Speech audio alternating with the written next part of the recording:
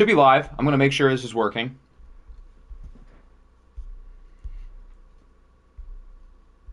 Is it working?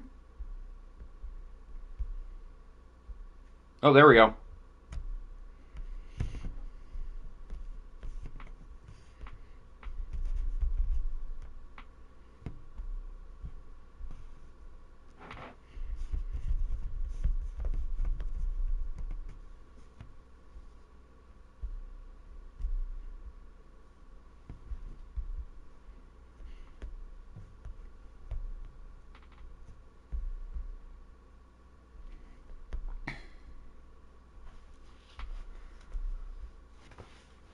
Alrighty, we should be good to go. What is going on, C-Mill, Danny, SG, MP, Funny? Is this the dagger? I was enjoying watching everybody panic for about 10 minutes to see if I could hit the under. And the whole time I knew, I was like, I'm almost done. I just have a few more things to do. I knew I was going to hit the under. But I made it a little bit intense on purpose. I was not late. I hit the under. The line was 9.5 minutes. The stream started before it was 30 seconds at 5:09. So we hit the under. If you bet the under, congratulations. You won some money. But anyway, we've got a pretty fun stream on tap. I'm pretty sure the 3 games that were originally winning probably still won. Ooh. No. No, there's been a change in the vote. Okay. So the 3 games that we will end up watching will be the Dildos and the Voyagers. We're going to start with that one for Danny. We've got the Cardinals and the Panthers. I'm surprised this game won, but it did. For a while, it looked like the Falcons and the Eagles were going to be the other game, and I was kind of intrigued to see these two teams, but the Rams and Niners swooped away late.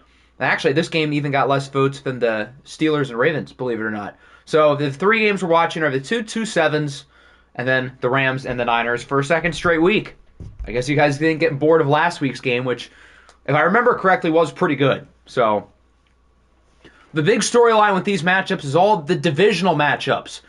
The Dildos and the Voyagers played each other for the AFC East crown last week. The Ravens and Steelers played each other for the AFC North crown last week. The Niners and Rams played for the NFC West crown last week. The Chargers and Broncos played for the AFC West crown the week before. And all of those teams are playing against each other again, along with 2 other pretty fun matchups as well. So as we know, we're starting with the Voyagers and the Dildos. Have not watched a full Voyager game this year. I'm curious to see how this goes.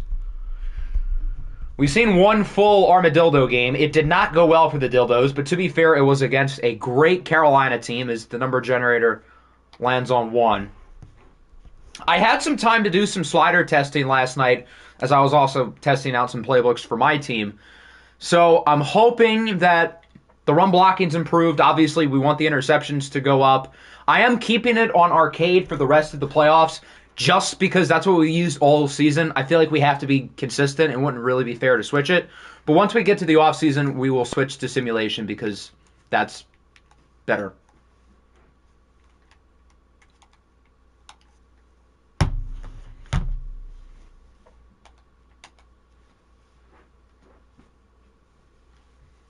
I won 10 Octobucks. Congratulations on the money.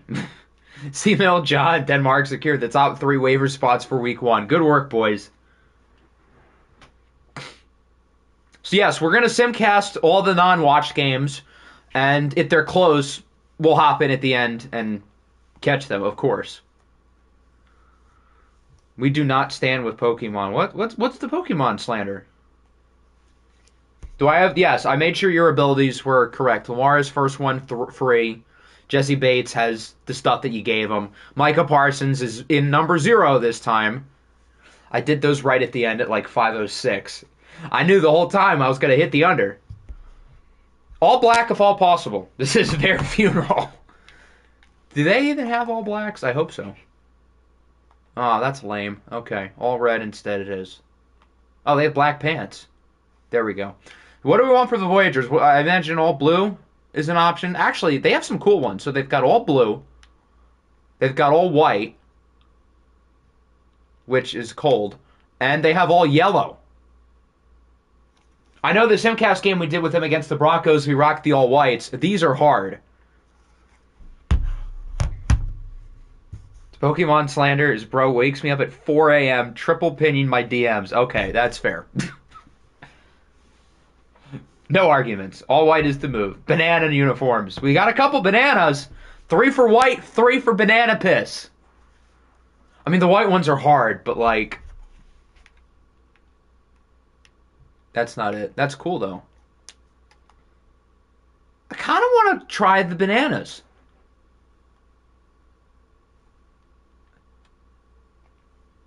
The white ones are cool.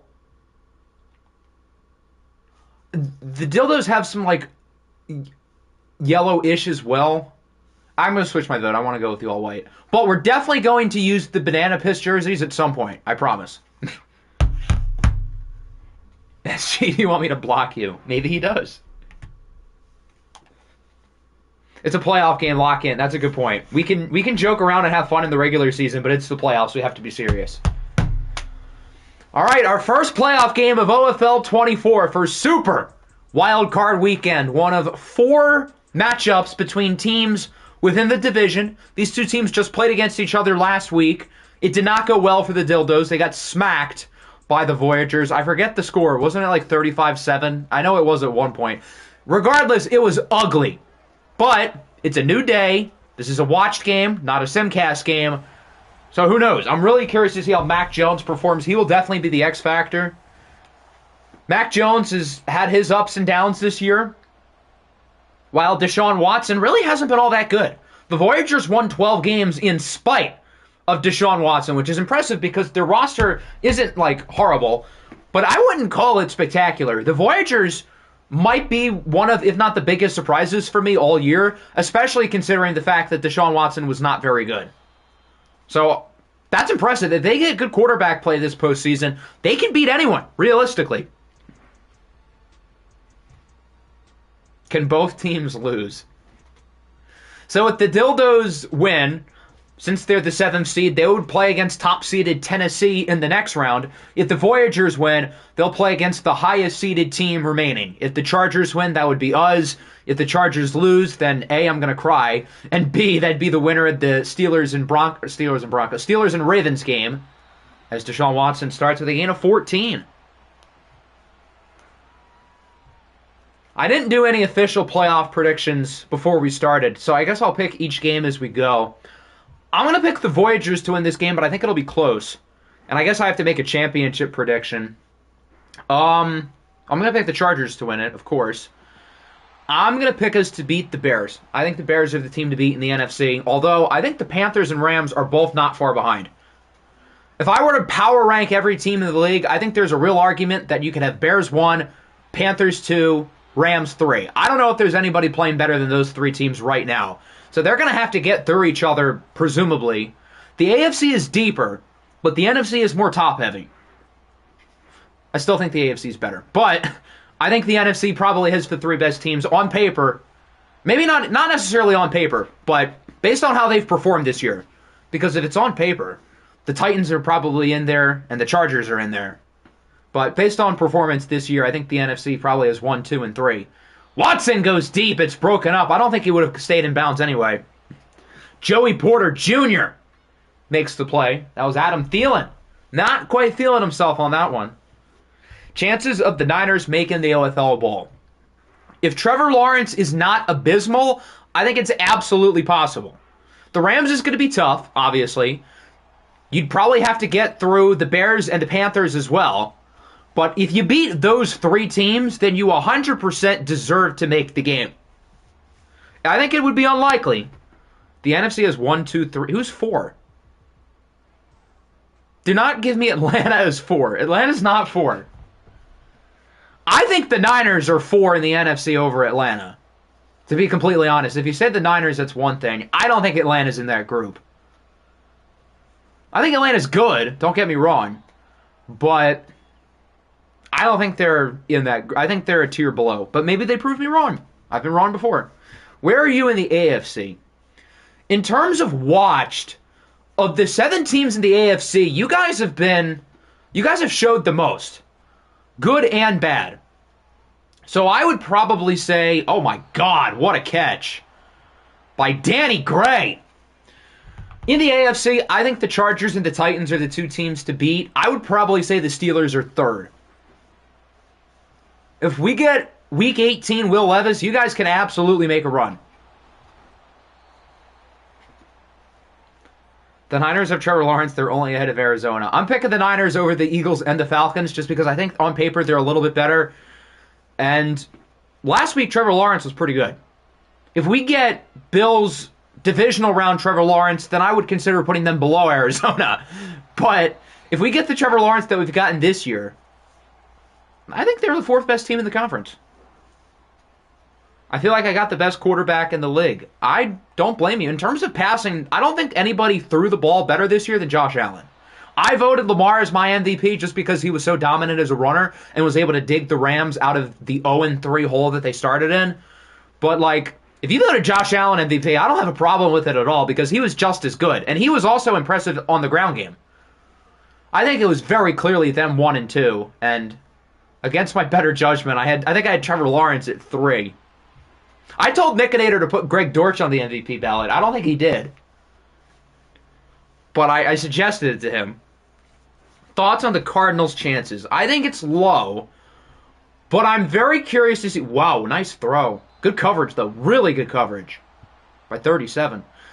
That's Jordan Whitehead, Dragon Legend. Anyway, I don't know what to expect from Russell Wilson. The last time we really have seen Russell Wilson in an OFL watch game was in 22, where he was the best or second best quarterback in the game. As the controller's dead. Hold on. Oopsie poopsies.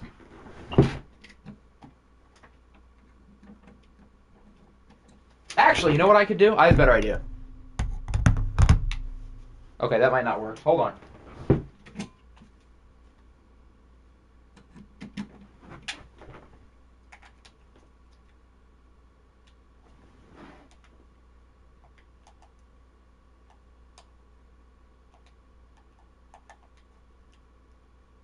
Okay, we're back. Do I charge my controllers? I should do it. I do, but apparently not enough. This controller was plugged in, but the charger's been a little bit weird. So I think that's why it died. But I put the effort in. I did plug it in. I tried.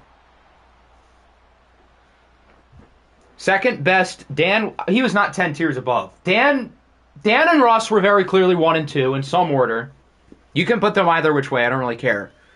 But they were in the same tier. They were both awesome. Maybe you can make the argument that Dan was better just because of more playoff success. That's fine. Russell Wilson never made it out of the second round. You know who did make it out of the second round with that Browns team? A worse Browns team, to be specific. Our great friend Matt Corral. I have agendas to push. Voyagers Nation, let's ride. Drive number 2 for the Voyagers. They trail 3-0 off of the dildo field goal.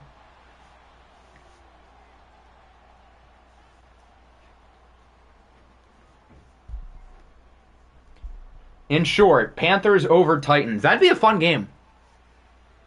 Bears over Chargers. That would also be a fun game. I don't think Todd will let me hear the end of it if the Bears beat us, which... I can't really say I would blame him, to be honest. But that would also be, objectively, an awesome game. It's intercepted! A big play for the Dildos. Chuck Clark picks off Deshaun Watson. Things are going well so far for the Armadillos. They drive down the field, they get 3 points, and now they get a turnover.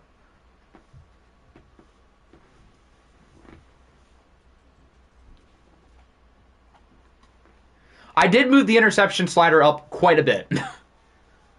I did some tests last night with the interception slider, I think on 75. There were none. Here's Josh Jacobs, by the way. What a move! One play drive. He's better than Nick Chubb, guys. 36 yards to the house. And the Dildos lead at 10-0. If Octi loses to Todd in the OFL Bowl, does that mean he's owned by me, SG, and Todd?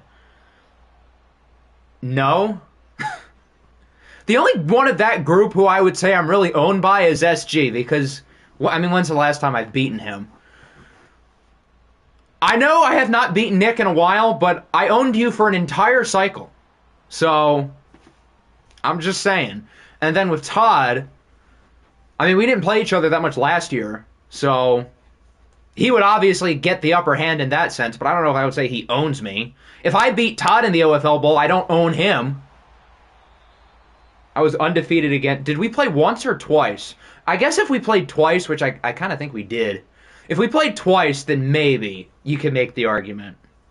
The last time you beat me was OFL 20. Yeah, and I probably went like 8-2 against you. At worst, 7-3. Actually, no, it'd be 8-3 because I beat you in a playoff game. At least one, maybe multiple. I think it was only one because I'm remembering all the other Cardinal playoff losses. Twice, we're both Sims, so who cares? I mean, 2-0 is 2-0.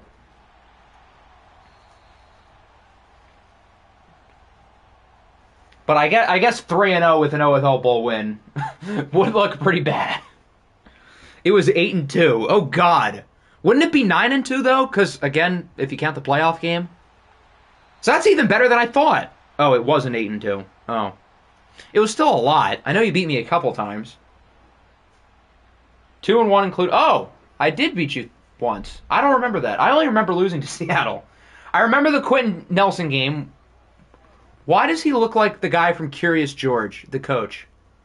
But I remember the Quentin Nelson game, and I feel like I remember losing to Seattle in the last season. Maybe we beat them in that game. Maybe I'm not remembering right. Oh well, good run by Deshaun Watson. What if Octi and his glorious king get knocked out by the Broncos? Then I would be sad. I don't think we will, but there's a chance. It's hard to beat teams 3 times in 1 year. We're 7 rating points higher than them. So I think there's a very good chance we win. Nice throw and catch. I think there's a very good chance we win, but obviously there's also a shot we lose. It's Simcast. Who the hell knows what's going to happen? So I'm not coming into this game thinking it's a lock or anything.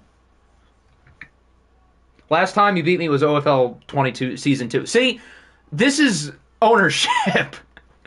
I just need to beat him once this year just so I can feel good again.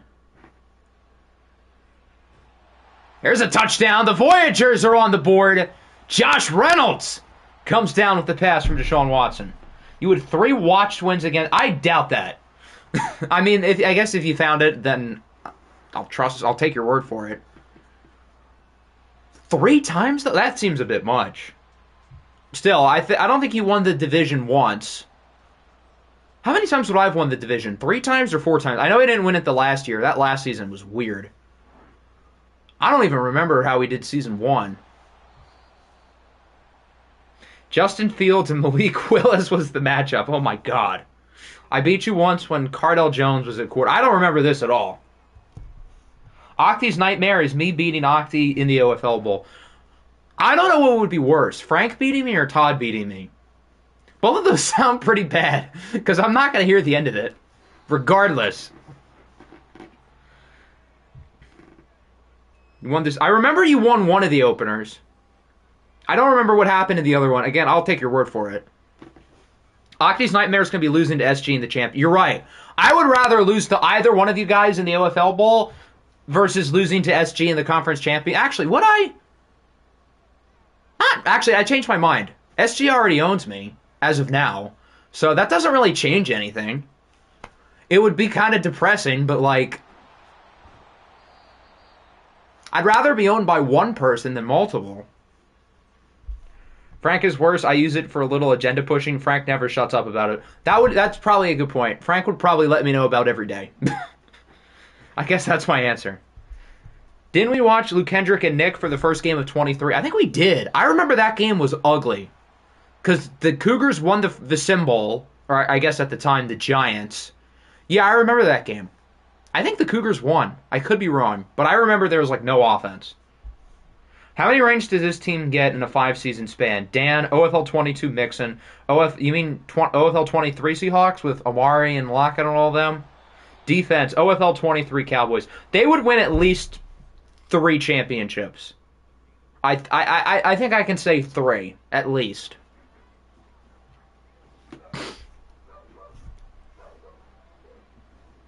Yeah, I think the receiver room he's meaning is last year's Seahawk team, although I would throw the OFL 22 Browns in there. That receiving room was nuts.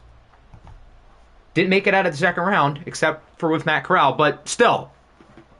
That receiving core was insane. 3rd and 4. Nice throw on the wheel route. I think that's Jackson Smith and Jigba. I prefer only being owned by one man. Why are we... Jeez. I shouldn't have said that. I should just keep my mouth shut. Do you forget OFL 22 DJ Moore? Yes, he was maybe had the greatest receiver season I can think of in a while. Although Greg Dortch this year is up there. But, like, in terms of, like, a full receiving room, I think off the top of my head, it's got to be either last year's Seattle team or the Browns the year before. Give Waddle nod in elite instead of grab and go. Did you mistype nod? Is that supposed to be mid in elite or something? As there's Jackson Smith and Jigba with another score. The Dildos offense looks really strong. This was their first, like, full drive. The last touchdown they got was off of a sick run by Josh Jacobs, but this was like a dominant drive, start to finish. They're throwing the ball really well. Mac Jones and Jackson Smith and Jigba are really connecting well. So many good rookie receivers this year. I know we've talked about it before, but the rookie receivers in this season have been ridiculous. DJ Moore, Stephon Diggs, Cortland Sutton, and Emmett Barton. He was nasty on the Chiefs. That's a good group, but I don't think on paper that's as good as the Browns. And probably not Seattle, although it's up there. That's a nice group.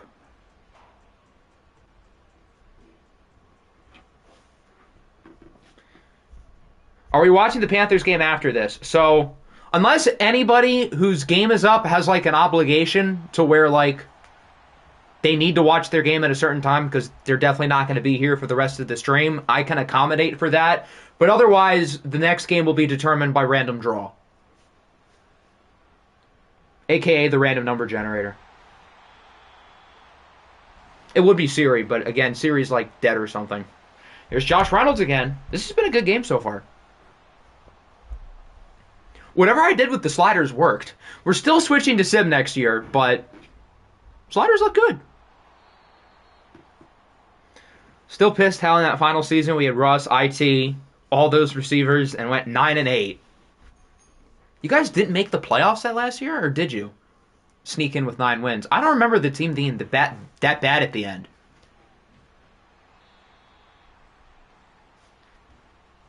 Get a defense. I know that team had Nick Bosa.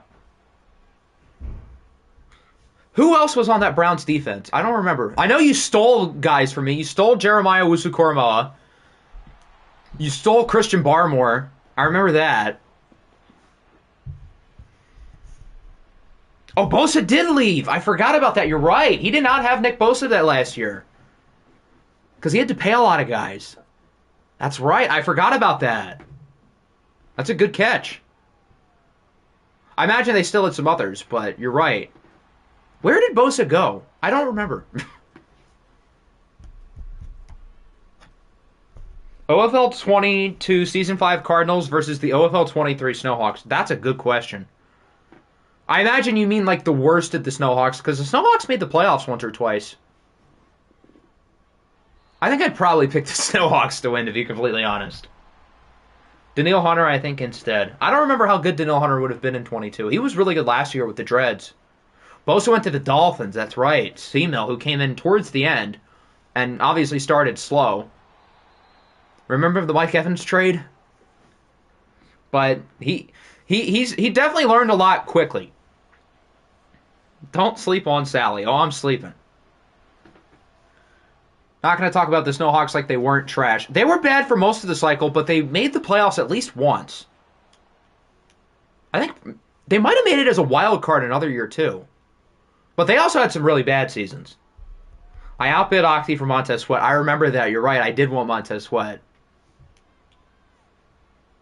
Made my playoff appearances... You mean playoff appearance singular?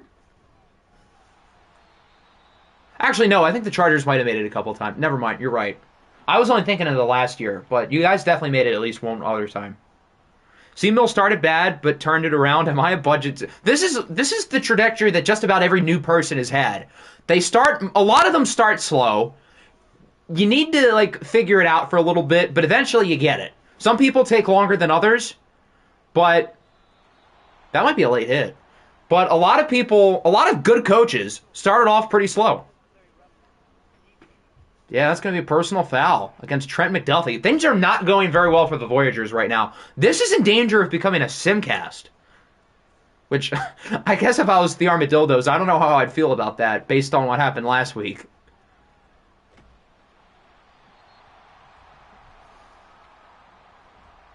Deshaun Watson sold my second season. The Deshaun Watson game against Seattle, that watch game, that will never not be funny. That was hilarious. I had one bad trade, and that was my only losing season. Well, to be fair, you had a losing season last year. You won a playoff game in that season, but 7-10 is 7-10. Do you remember what happened with me for Will Anderson in 22? I remember he was good, as he always is. 3rd and 10. They're chewing clock. That's smart. And they get 9. I would go for it. Field goal keeps it a 2-score game. But I guess they want to avoid the simcast. If that's what they're doing, I totally get it. I think the Bengals were 3rd for best teams in OFL 23 despite not winning a bowl. In terms of wins, you're right. We did play in an easier conference than, say, like Seattle or the Dreadnoughts. So if you were to put those two teams ahead of us, I wouldn't really be that offended because I think us, Seattle, and the Dreadnoughts are all kind of in the same tier of teams that were really good but never could get past the Cowboys and the Bills. But in terms of wins and playoff wins, we were 3rd.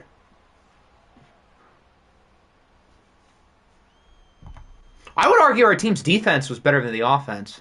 At least, the last year for sure, our pass rush was ridiculous. With Josh Allen at defensive tackle. That was fun. What's also fun is this play by Joe Tryon-Shoyinka.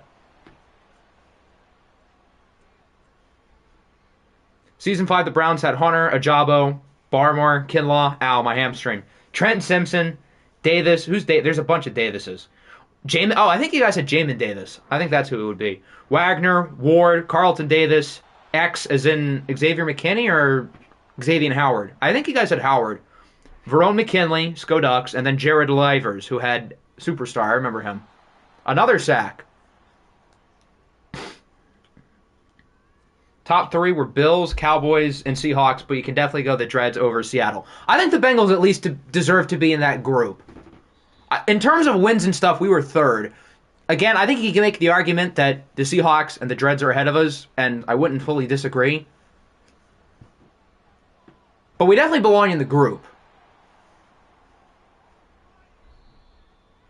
Joe Tryon-Shoyinka had 9.5 sacks. Good for him. That'll wrap up the first half, 20-7. The Buenos Aires Armadillos lead the 2-seeded Voyagers. It's been pretty much total domination. The Dildos look really good on both sides of the ball. They're running it well. Mac Jones has been awesome.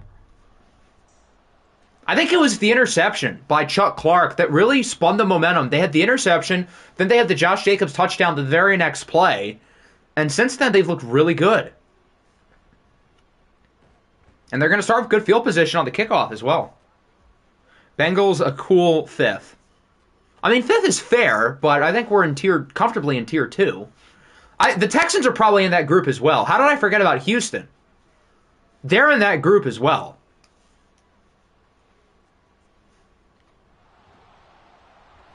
We always beat the Texans for the most part, but the Texans also had a lot less difficulty with the Bills than we did. Their most competitive playoff losses were against the Bills, and they beat the Bills in the playoffs, something that we never did. So how could I forget about the Texans? Could have made the argument that the Seahawks had the best roster in the league every year. I don't know about that. The Bills and the Cowboys were just on another level. Having Seattle as the 3rd best roster I think is totally fair. But, like, the Bills were a 96.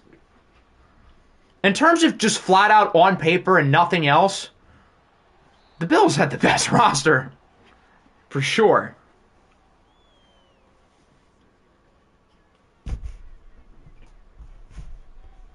Quick question, what's more realistic? DeMar DeRozan for Mitchell Robinson and Josh Hart, or DeMar DeRozan for D'Lo and Rui? I don't know if the Knicks would even do that. I would say the Laker deal. I think the Lakers would do that. Even though D'Angelo Russell's been hooping. Pat Sr. got arrested for a DUI. He couldn't take being in a box with Taylor Swift and the rest of the Mahomes. He had to drink it off. I get it. Don't drink and drive though, kids. I'm not endorsing it.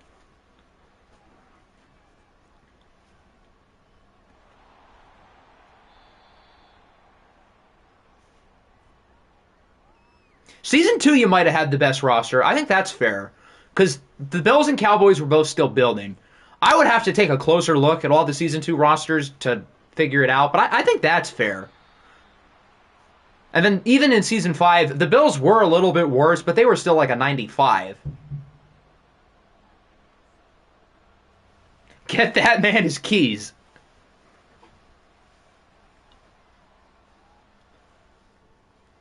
Mac throws it away. Voyagers get the stop, but the Dildos should make it a 16-point game here with a field goal. Still a 2-possession game, but the Voyagers would need 2 touchdowns and 2 2-point conversions to tie it. That's assuming they even make the kick. And they do. 23-7.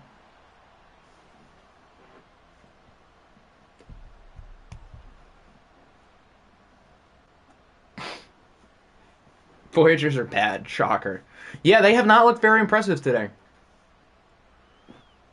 The Dildos have kicked their butt so far. But there's still time. Oh, fumble! That ball was clean out. And the Dildos scoop it up. That ball was on the ground for about 7 seconds. Neither team deserves to have possession right now whatsoever. But yeah, that ball was 1,000% out. No need for a review. That's a clean fumble. If the Dildos score here, it's a 3-possession game. It might not take them too long. Smith and Jigba gets it to the 9. This is going to be Danny's first playoff win if he holds on. That's pretty cool. Hopefully I didn't just jinx it for him. Good throw, good catch. He's in. It's a simcast. There's Danny Gray yet again. He's had a great game. I'm back, and oh my stars, look at this is right. You guys have turned this into a blowout.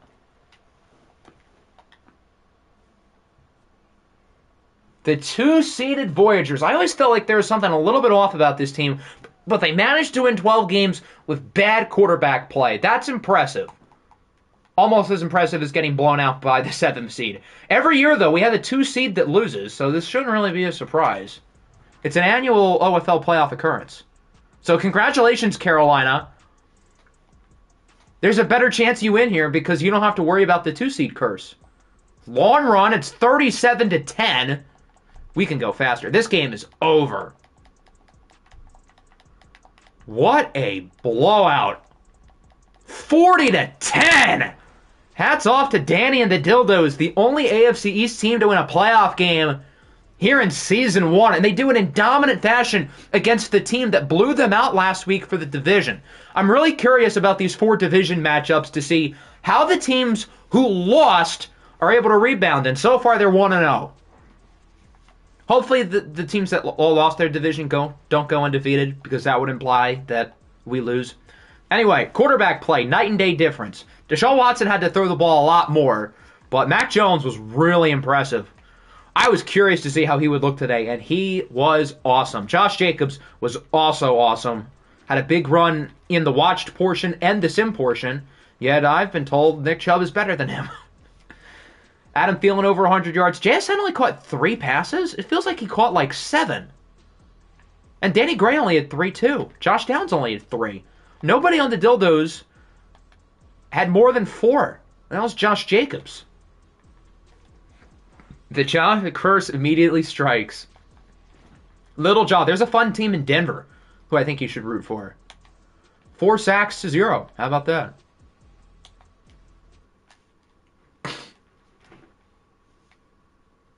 Nick Chubb lives in my head rent-free. He lives there in 2nd place. But sure, whatever. Alright, let's do one of the Simcast games now. I kind of want to rip the Band-Aid off, but I'm also kind of nervous. I just have a bad feeling. Even though we should win. 1, 2, 3. Just give me a 1. Rip the Band-Aid off.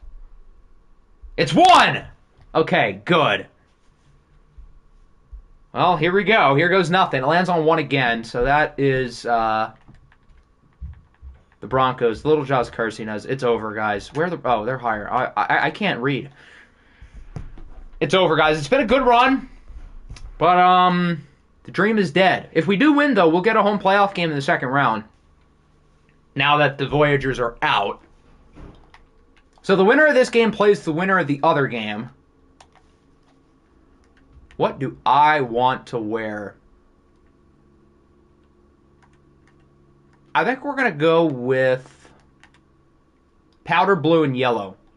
Bolt up. You guys are mean. Do we have any specific preferences for Denver? I know what I think we should do. Where is it? Where is it? Where's the helmet? It's definitely here somewhere. Where is it? Where did... Oh, there it is. Yeah, the all whites with the white helmet. All orange. What about orange? Let's see that. That would be the color rush, wouldn't it? Yes. We're not wearing orange, so it does kind of work. All white with it. What does the 90s jersey look like? Ooh. That's a good choice, too. Do we want 90s? Do we want orange? Do we want blue? Do we want white? Hopefully we don't have to hop in and watch, and it can just be a comfortable win, so this decision might not really matter too much. I'm not going to root for either team because I don't want to curse anyone. See, guys, be more like Danny. Tua in a playoff game, this is not going to go well for the Broncos. You guys say that now. Oranges with the retro helmet. That would be the 90s one. The blue helmet. Yes. This is the move, guys. This is the play. I just hope both teams lose. See? I respect it. Alright, everyone seems to like this. Good call. Alright, on to game number 2. We've already had one upset, and hopefully not another one. My pick for this game is obvious. I mean, I picked the Chargers to win the whole thing. So, obviously, my pick here is the Chargers. I'm 0-1. Let's hope that doesn't make it 0-2. Although these Broncos jerseys are very nice. The fashion in this game is going to be wild. You guys made a mistake by not picking this. Alright, here we go. I'm a little nervous. I think we should win. We're 7 rating points higher. But in Simcast, you never know. Here goes nothing. Okay, not a bad start. No score. We had the ball in the red zone. It's 3rd and 11. Okay, we score. Good. Keep it moving, defense. All right, 7-0. The defense is playing outstanding. Let's keep it moving. Not good. Let's move slower. Denver's driving. Okay, stop them. They'll probably kick, and they lead 10-7. Offense, I need you here. 3rd and 8. Nope. Good punt, though. What a punt to the 7. 3rd and 5. Please, Jesus. Yes. Okay, good. Good field position. No excuse not to score.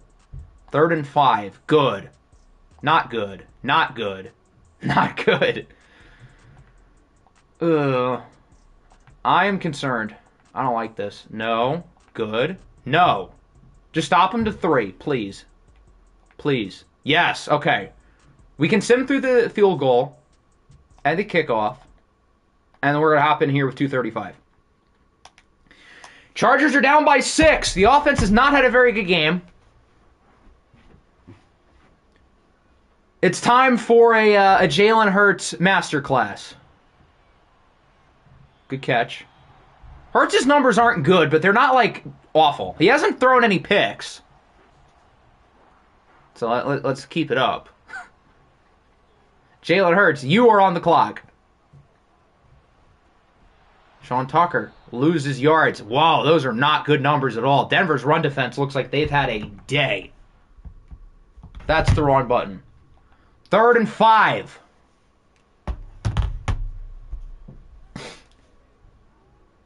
Oh, now we're on the other side of the field. What happened? Hurts under pressure. Out to Goddard. Go for it. Punch it in. I need a tush push. All right, we are going to go. Why is Jalen Hurts in shotgun? Why are we in Oh, no, Sean Tucker's right there. Okay, good. I was going to say. Hand off to Tucker. He should get it, and he will. All right, thank God. And Laramie Tunsil's hurt. Awesome. Hiding at work to watch OFL. That sounds awesome. What's not awesome is my heart rate right now. Not awesome at all. Okay, good. Mike Williams gets it to the 45. I was about to say this is our first time seeing Mike Williams in a Charger jersey here, but obviously that's not true. He's been in one for 7 years.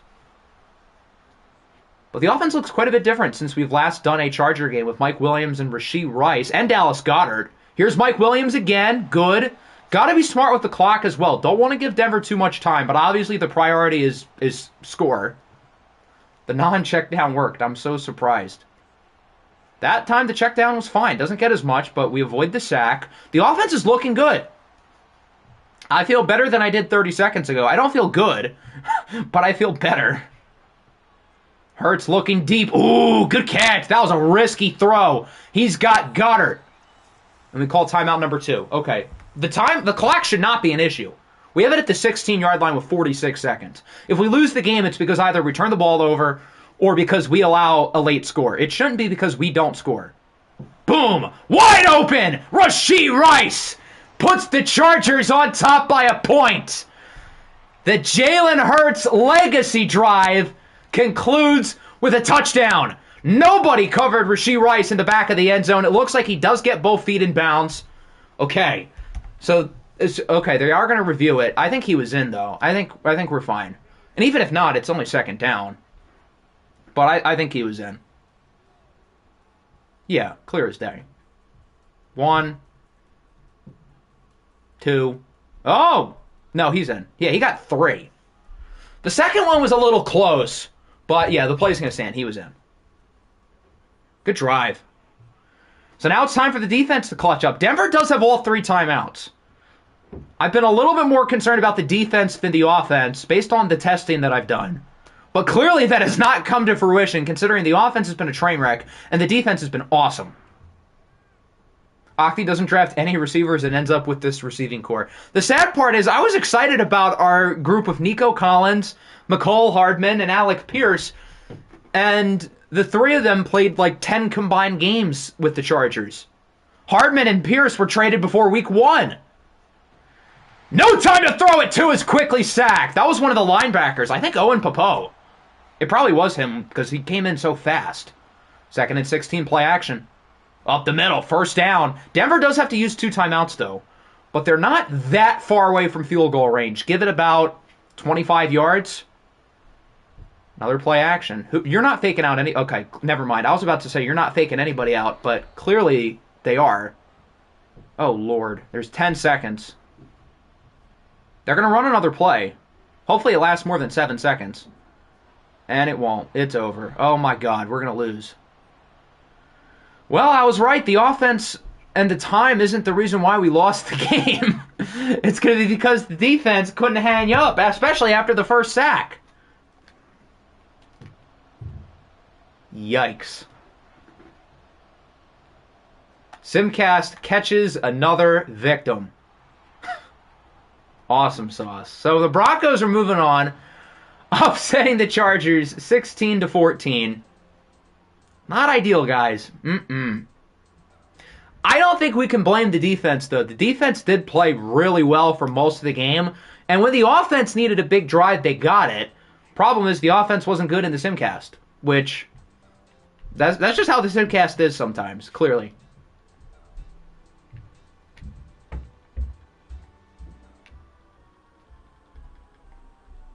Yeah, not a great day in the office for the boys, but there's always next year. That's the wrong button. We do not need to see any highlights. God, no. DC's not going anywhere. We allowed 16 points. The one thing I'm confused about is why we got faked out on the play actions. Like, what? Do we think they're going to run the ball? I don't get it. Did that say Jason Peters had 2 pancakes? Yes, it did. I guess he would have gotten in the game when Tunsil got hurt. Probably. That would make sense. All right, on to the third game. It's going to be one of the 2 NFC matchups. And it lands on 2. That'd be the Rams and the Niners. And then it lands on 1. That's San Francisco.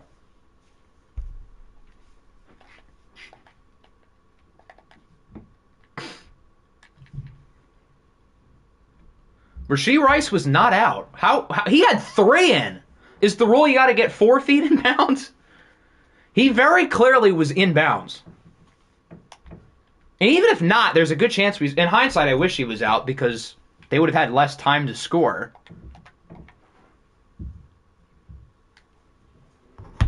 Yeah, if Rashee Rice was out, we would have won the game. But he was not out.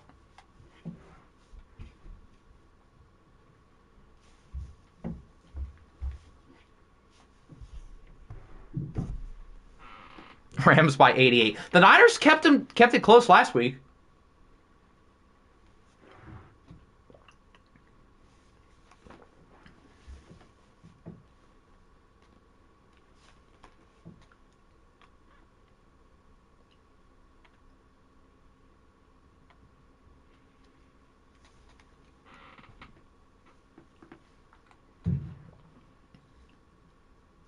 '19 home, all yellow. Where are the yellows? There we go. I guess the Niners can't really wear white, but you've got a couple other good options, if we can find it. Where is it? No, you want to. 70s color rush is not a thing, unfortunately. Do you want regular color rush? I'm confusion. There we go. Okay, now you're good.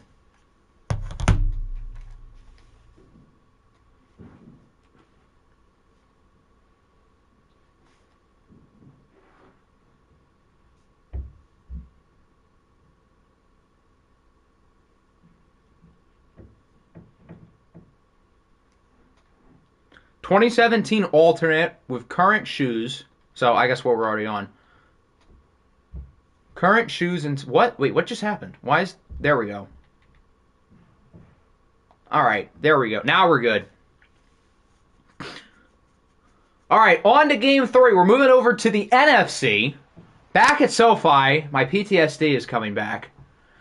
As the Niners play against the Los Angeles Rams, 2 teams who played against each other for the division last week. Now, I will say, the teams who won the division are 0-2 against the teams that they already beat. So we'll see if the Rams can break the streak or if the Niners can keep the wild card train rolling.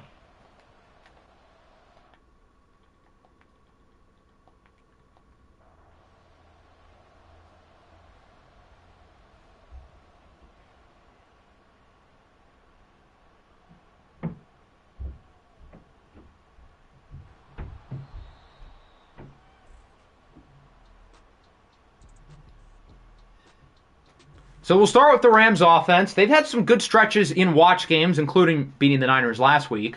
Lamar Jackson's been one of, if not the best quarterbacks in the league, even though the passing numbers aren't that crazy. He also has over 1,000 rushing yards, keep in mind. Give me advice. Don't lose.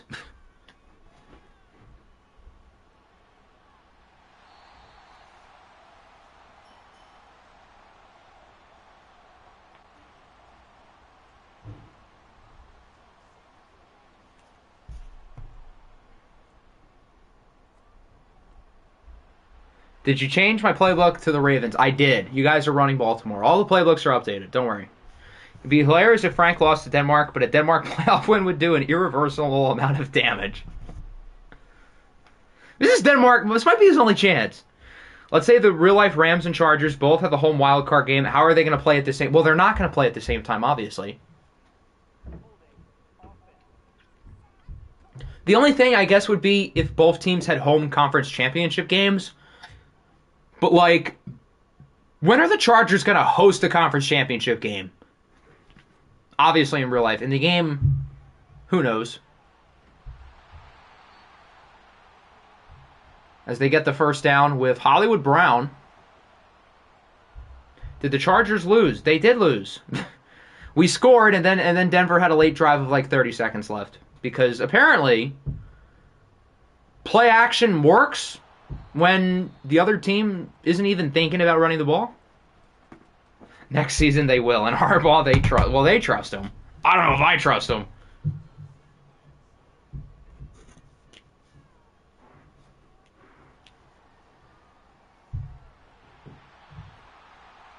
Is that Dexter Lawrence playing? They have DeMarcus Lawrence, not Dexter. They tank.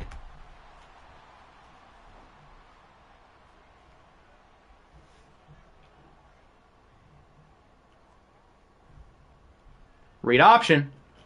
And the Niners read it for the stop. Lamar only gets 2. And San Francisco will hold.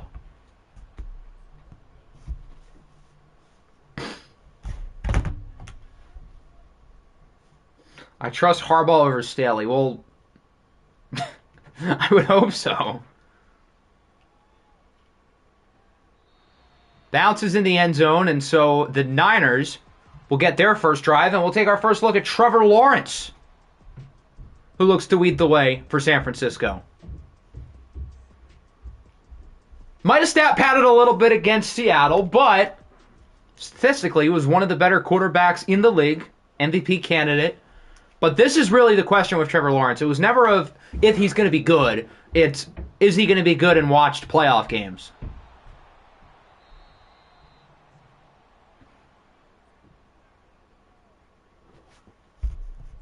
And Hurts stat padded against the... I never said Jalen Hurts has been better than him. There's a reason why Trevor Lawrence was on the MVP ballot and Jalen Hurts was not. Nick Nader even listed Jalen Hurts out. He said Jalen Hurts or CMC, and I told him CMC. So, I'm just saying.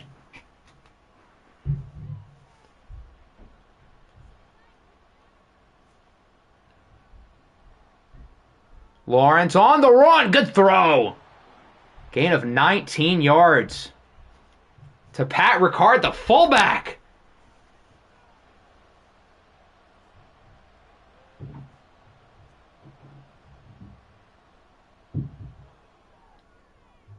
Now he throws it away. Good pressure. The Rams have quite the front. Chris Jones and Tank Lawrence is about as good of a pass rushing duo as you can find.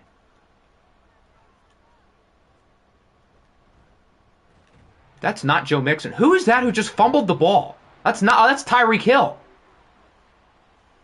I was very confused for a second. I was like, that does not look like Joe Mixon. But Tyreek Hill nearly turns it over. That could have been bad news for the Niners. They'll hold on to the ball, though. Now 3rd and 11. And it's incomplete. So the Rams get the stop. They'll hold.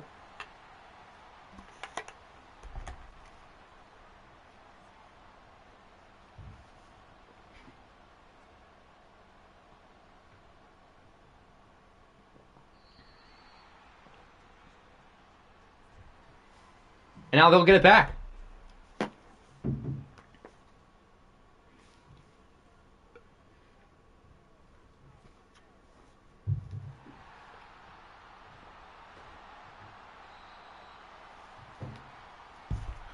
Watch Trevor Lawrence is a treat for the defense.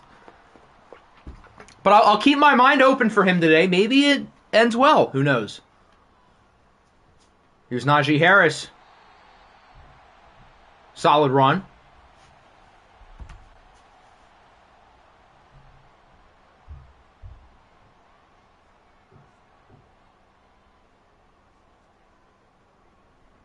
Now they go to the read option. It fools the Niners. Look at all this room. And that's the thing with the Rams offense. If it's like the Seattle game where the read option just works the entire time, it's going to be hard to beat this team.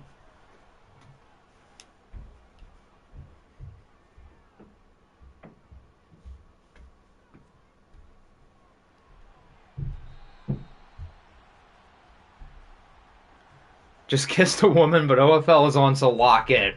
Somebody knows their priorities. Is the stream being weird for everyone else? Is it? That wouldn't be good. Lamar on the option again. Fumbles it! And the Niners get it back. That ball was definitely out. And San Francisco forces a turnover.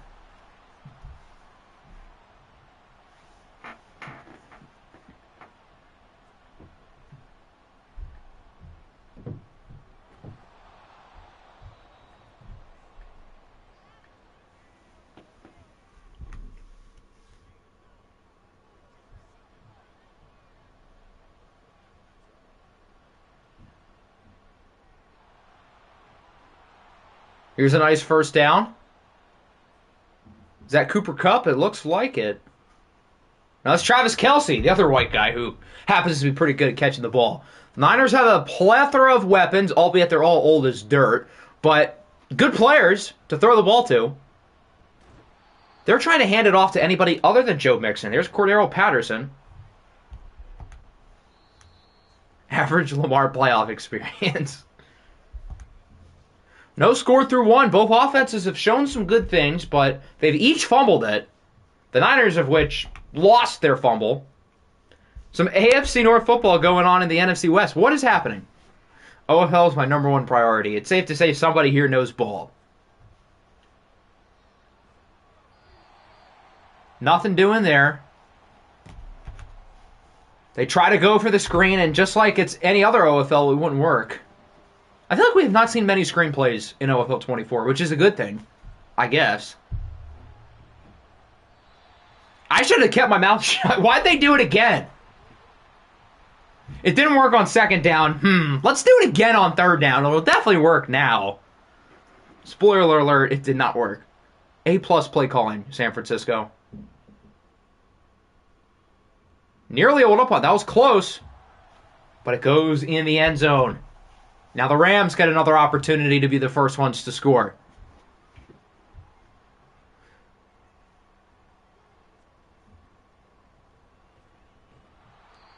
Lamar loses 2. Marcus Davenport. I feel like the read option works more than it doesn't, but that time it certainly did not work. 49ers offensive coordinator Luke Getsy. You want to see me call a screen? Want to see me do it again? When the Rams played the Ravens a few weeks back, I feel like their offense was super aggressive throwing the ball. That hasn't been the case today. They need to look downfield a little bit. Boink! Incomplete. Lamar's first incompletion, but he only has 40 yards for 6 completions.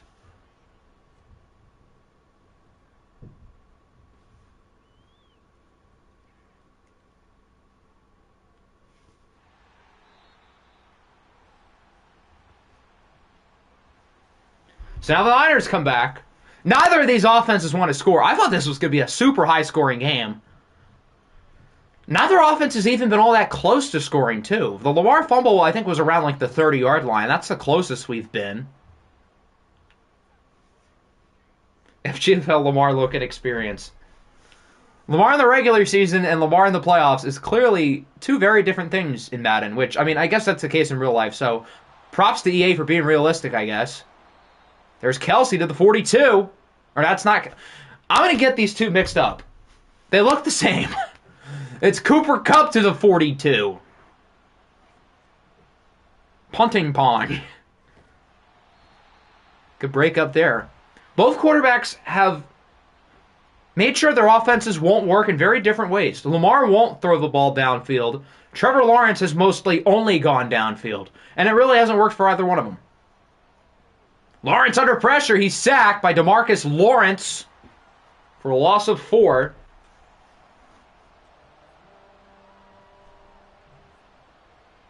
It's like the real-life 49ers. A whole lot of paste. Good throw. Calvin Ridley. Plus 300. Anytime touchdown scorer. Bank it in. With the first down.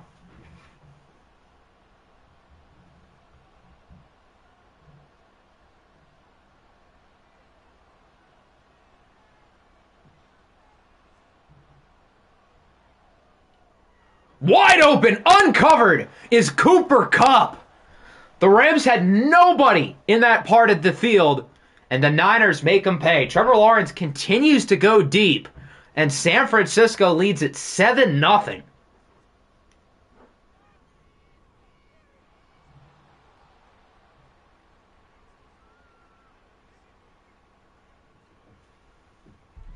Got some drink in my cup.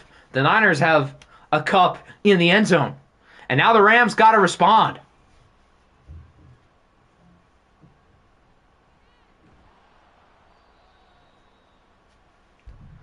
Wonder which player we get to make gambling jokes for after they get suspended next. If only Kayshon Boutte was good. We would have a field day with him. Lamar might be playing for his job. Interesting.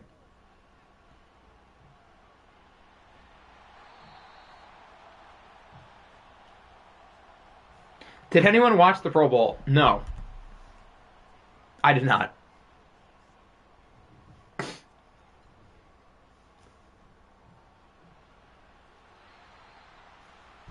My gut tells me Jordan Addison is next. What did Jordan Addison do?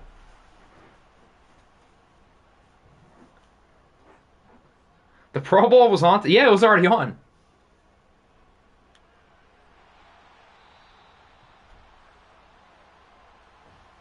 Did they add a 100 meters, or I guess that would be meter, sprint for the Pro Bowl yet? No.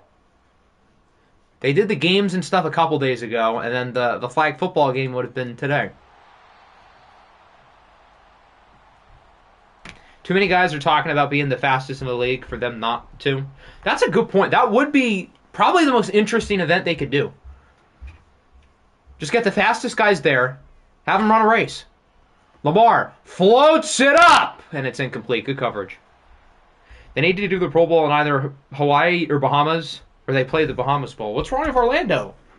In Orlando, you get to see funny pictures of Jahmyr Gibbs riding roller coasters where he looks like he's about to piss himself.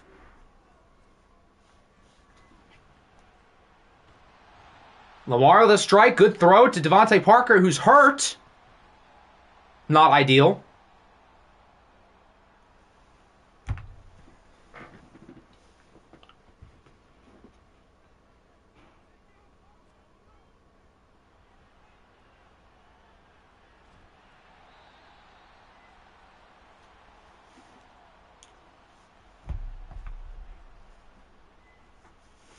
Rams are finally getting a good drive. Now, the Lamar fumble drive, they were moving it pretty well. I don't think they looked this good. But this is a much-needed response after allowing the score. Didn't the Rams start with the ball? So the Niners should get 2 drives in a row. So the Rams could really use a touchdown here. Although, I mean, any kind of points helps. But they could really use 7. And they ain't going to get it. San Francisco with the stop. Matt Milano gets the deflection. Lamar Jackson 2 for the... Lamar Jackson would throw it. At least he should. Otherwise, the running back jokes might increase.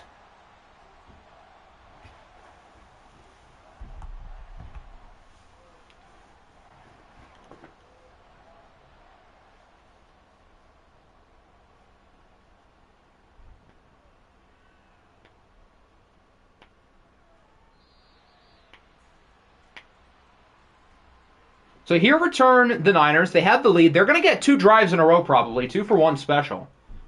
So they can really put themselves in a good spot. If I were him, I wouldn't care about those jokes anymore. That's fair. He probably doesn't. But, like, still, is it worth it to really win the race?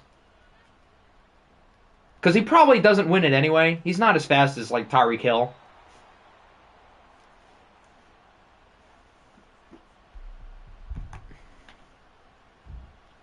San Fran's looking good. Trevor Lawrence has made some nice throws here. He's been very impressive in this game. I cannot lie. He's been good.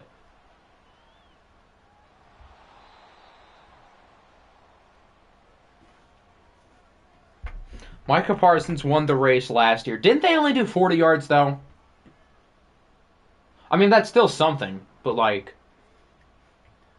I don't want to see part of the field. I want the full load.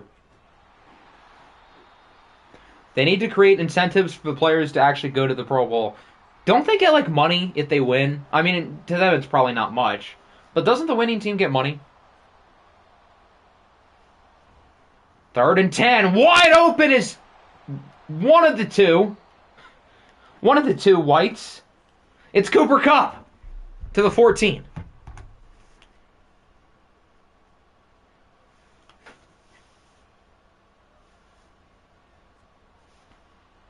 Niners are starting to chew some clock. They should run the ball a little bit.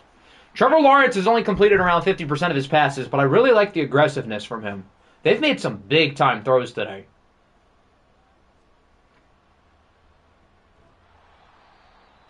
Cooper Kupp is hurt. Rutrow. He's had a big game, already around 100 yards. Only going to the sideline, so he should be fine. Octi said something about Gibbs and Disney. It is in Orlando. The Super Bowl's in Las Vegas, not the Pro Bowl. Maybe they had it in Las Vegas in the past, but this year they had it in Orlando, right? That's why they were on the Disney rides. And the game was played outside, I think. I saw one highlight. I think it was an outdoor stadium. As the kick is good, and the Niners lead 10-3. And they'll get the ball to start the third quarter. So even if they get a field goal on that next drive, they could have a 2-score lead. They could put themselves in a good spot. Jalen took his family to Disney. I assume Jalen Johnson made the Pro Bowl. So that would probably be why.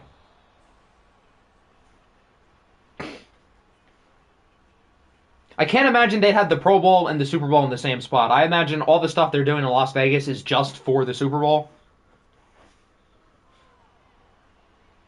That would be mean to have the Pro Bowl and the Super Bowl in the same place. Because every team who was like super close to making the Super Bowl, that'd be so depressing for those players. Like imagine all the Lions players seeing all the Super Bowl stuff. That'd be so sad. Flag, that's probably going to be a hold. Any slim chance the Rams out of scoring on this drive looks like it's about in the toilet. Jake Matthews called for the flag.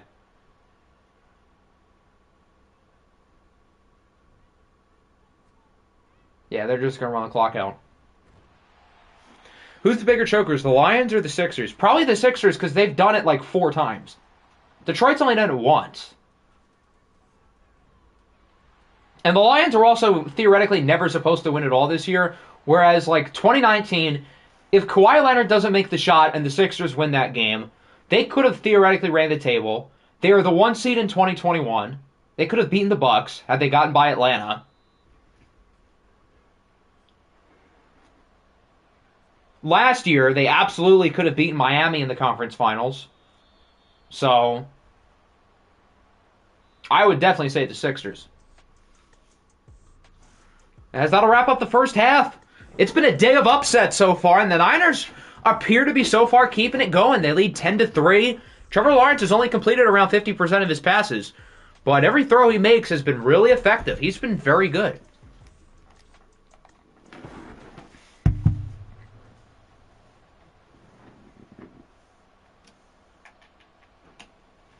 Now San Francisco gets to start with the ball in the second half. All they got to do is get 3. Put themselves up by 2 scores. They'll be in a really good spot. So the Rams got to get a stop here.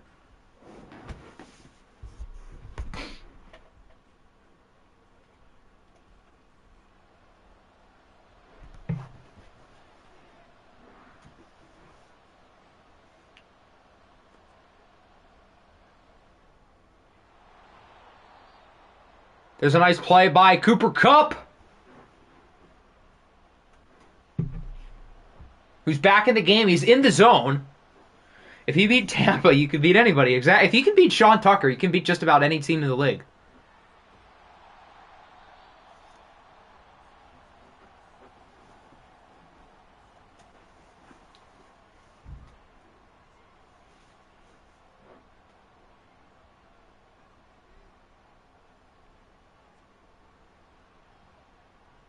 Risky throw. He was asking for trouble there.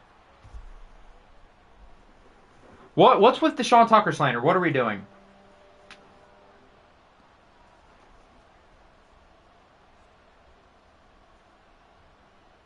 Third and 10. It's intercepted! Marlon Humphrey picks it off. He's got room. He brings it to the 33. That play could change the game for the Rams.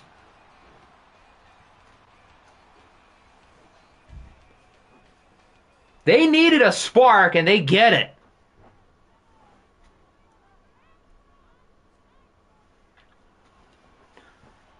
And they're off to a good start on the drive. All that glazing for 0.8 yards per carry. I mean, the guy did go undrafted. I don't know what else you expected.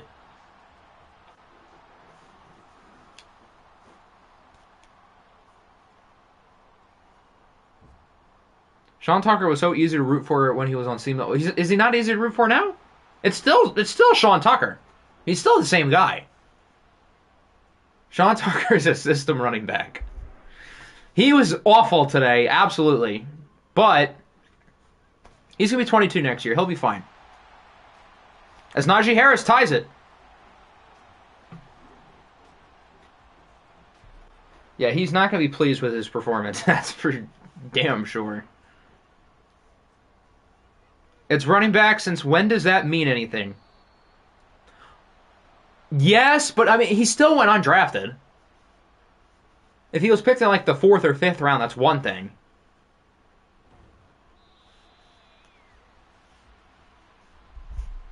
I didn't like Sean Tucker in either OFL. What's with the Sean Tucker hate? I don't get it.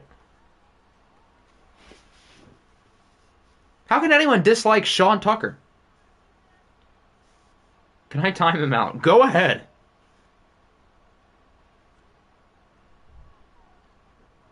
Niners looking to get back into it. Cooper Kupp on the first play of the drive is going to bring it to the 5. Trevor Lawrence is averaging 20 yards of completion. He's only completed half of his passes. But every completion's been a big one for the most part. The Rams stood stride for stride with him the entire play. I don't know why they waited to try to tackle him until he got to the 5. As Marlon Humphrey's hurt now.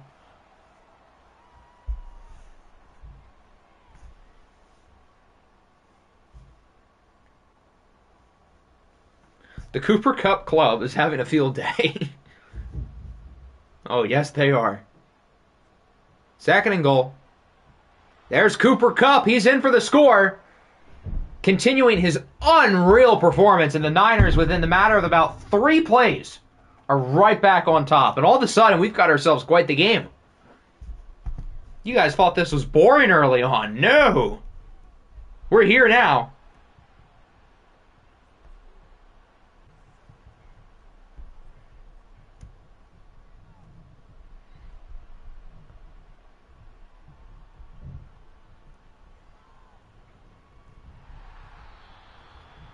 So now the Rams got to respond. Their last drive, albeit short field, but they scored.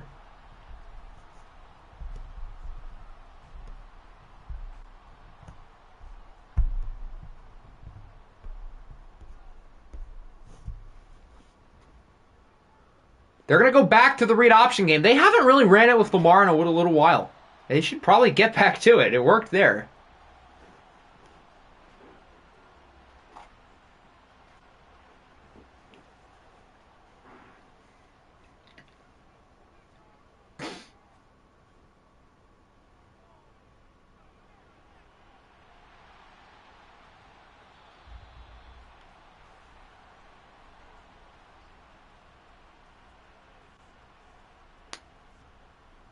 They're moving it so far pretty good. They've got it around midfield. Now they're going empty. Neither quarterback has gone away from their strategy. Trevor Lawrence is still looking to stretch the field all the time, and Lamar's looking short. It's starting to really work for Trevor Lawrence. For Lamar, I mean, he's been efficient.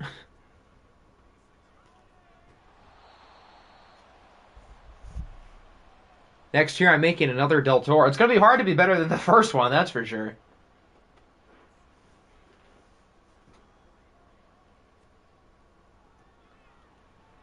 Second and 8. Boom! Big hit.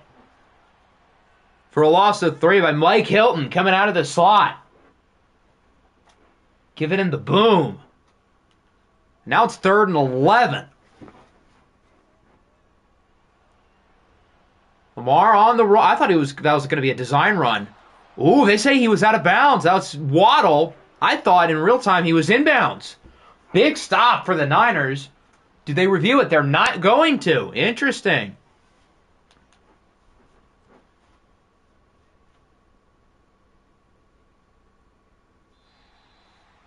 And nearly a water punt. It's down at the 11.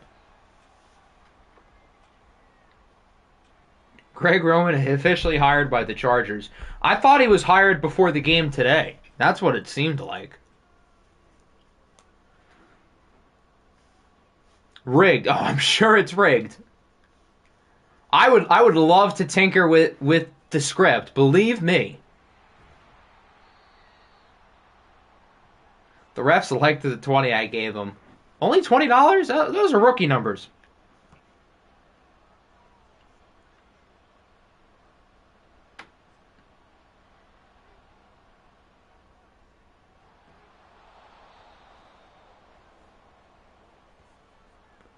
Third and 3. Giant play here.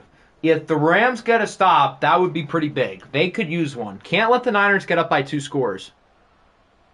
Play action. Lawrence goes short, and they get the first down. That was a weird-looking play, but it works to Albert O.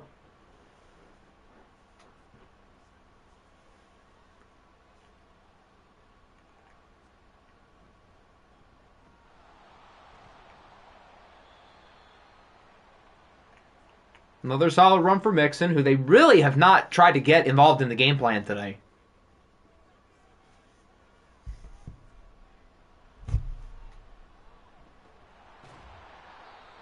Here's Calvin Ridley. He gets it to the 35. San Francisco's offense is looking pretty strong. Denmark sold his soul to the devil for them to win this year. Everyone doubted him. But... And they still got to win this game, but they're in a pretty good spot of taking a playoff game against a Rams team who finished higher than them in the division, if they can hold on.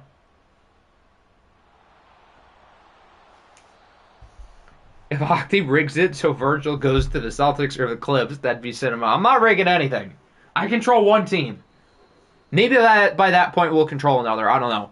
That'll wrap up the third. The Niners lead 17-10. They've got the ball, and they're moving it pretty well in this drive. They've gotten a few first downs already. They have it now past midfield at the 49.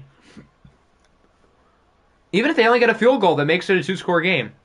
We cannot let Denmark win after he said he would oil up his players. Is there a problem with that? Let the man have his fun. Wait, never mind. He's a child. Yeah, no, that is bad. Because these are grown men. Never mind. Yeah, you're right.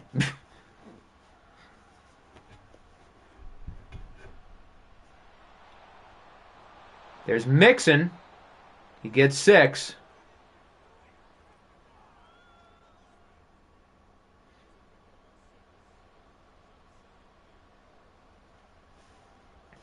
Need Octi to rig it for Aitor. How do I say that? Ciracero to be a top 3 prospect. I mean, I do make the rating, so theoretically I could rig that. As Cooper Kupp gets his 10th catch of the game, he's got 189 yards.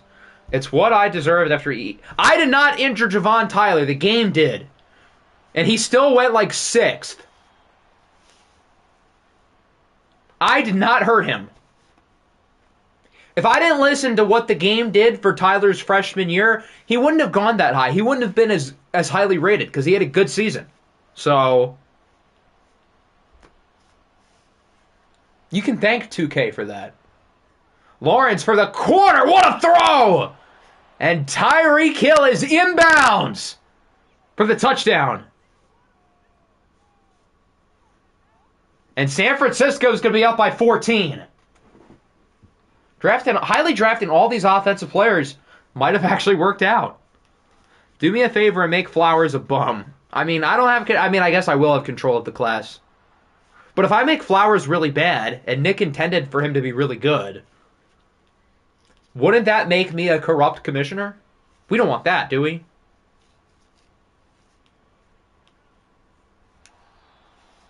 Haven't had a good 2K prospect since Vidal Sparks. Nick Legend. Denmark, I'm so sorry for everything I've said.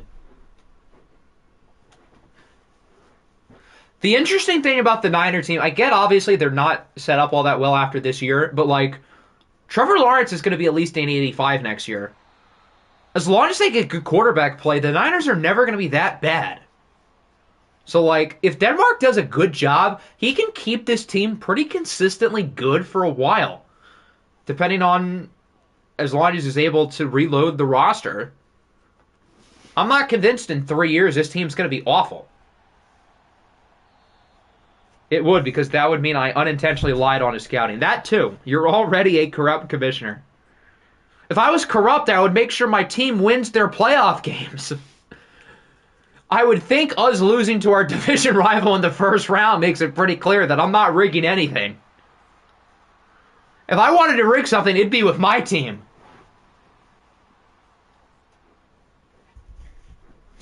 Thoughts on Killer Mike winning album of the... I don't know who that is, but congratulations. Why does he spell Michael wrong with the E before the A? That's wrong.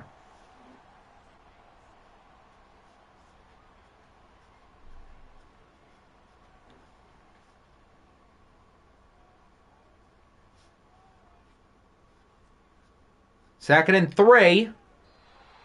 They get a first down. They've got to start looking downfield, though. Time is not on your side. You guys have 4.5 minutes. Chop, chop. You're making it seem like it isn't rigged, so that's why your team loses. The thing with that, though, is like, if I'm not rigging it for... Wow, they're actually going downfield. If I'm not rigging it for my team, who would I rig it for? Like, what reason do I have to rig it for somebody other than myself? Unless I'm getting paid. Ooh, maybe somebody's paying me. I mean, if you guys are willing to do something in the thousands, I'm open for business. Good run by Lamar to the 39. You rig it for me. That would imply that you pay me the big bucks. Otherwise, why would I rig it for you? Denmark is paying you? Yeah, he said it himself. He said he gave the refs a 20. He gave me a 20 as well. Where was this? San Francisco might be good in 3 years when I traded for their... That was still an awful trade. What are we doing? That trade was always deserving to be vetoed, regardless if that's pick 5 or pick 20. Let's be serious. I'm 14. Do you think I have money? Apparently, you have enough money to rig it. Is Michael and Michael the same name? Well, yes, but it's the one is spelled poorly. But it's the same name. Did my players resign? I plan on doing resigning probably before the next stream, so... Excuse me. Once I put it in the game, you'll find out. I'll tell you. But I haven't done it for anybody yet. I would have to do it for sure before the OFL Bowl week, because that's like when all the dev traits go up. But I'll probably do it before the next stream, or at least that's what I plan to do. So, if you haven't done them yet, you should do it within the next couple days, because I kind of want the next stream to be soon. Because I want the season to end by the time we get to the Super Bowl, which is in a week. First and goal, it's intercepted in the end zone, and that should do it. Cody Barton picks it off. That's why he didn't need the Matt Milano trade. It's a 2-score game, we'll stay in, but this game looks like it's about over. Welcome to the Frank era, you guys. Quite the start. Now, I do have to give this Rams team credit. They went 12-2 in their last 14 games, but in the playoffs, they couldn't hold up. I saved you a nice, ripe spot on the couch in Cancun, Mexico, if you'd like to join me. We can have fun together. Lamar running back strikes again. If they get a first down, we can just sim out. I'm 0-3 now. No, you're 3-0. This was by design. This is your fault, buddy.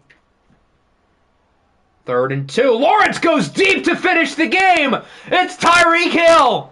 He's gone. 72 to the house. This Niners team looks like they can win the ball. I'm dead serious. They blew out a great Rams team. 31-10 in their house.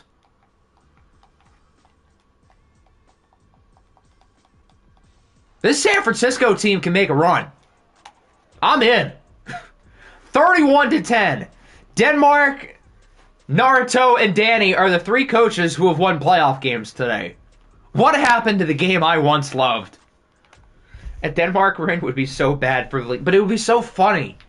Now that I don't have a rooting interest, I kind of want to see the Niners do it. It would be funny. I'm on the bandwagon. Trevor Lawrence was awesome today. It's one game, and I'm not fully on the Trevor Lawrence is the guy bandwagon, but boy, Does this make me interested and believing in him the rest of the way? Lamar was not very impressive. He was not good. At least for his standards. You know who was good? Cooper Kupp. He was unbelievable. 10 for 189 and 2 touchdowns. He was the best player on the field. Tyreek Hill only caught 2 passes late in the game. Both of them for touchdowns, though. Only 1 sack by Tank Lawrence, and then a couple interceptions, including the clincher by Cody Barton.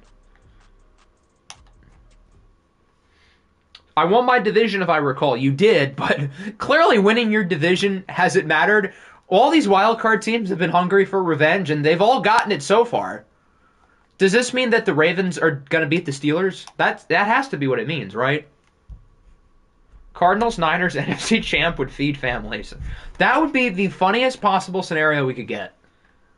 All right, now we're going to do another simcast. It'll be the Ravens, Steelers, or the Falcons, Eagles. It lands on 1. That's Ravens, Steelers. Lands on 1 again. That's like 6 times in a row it's landed on 1. Good Lord. But yeah, we'll use her Baltimore.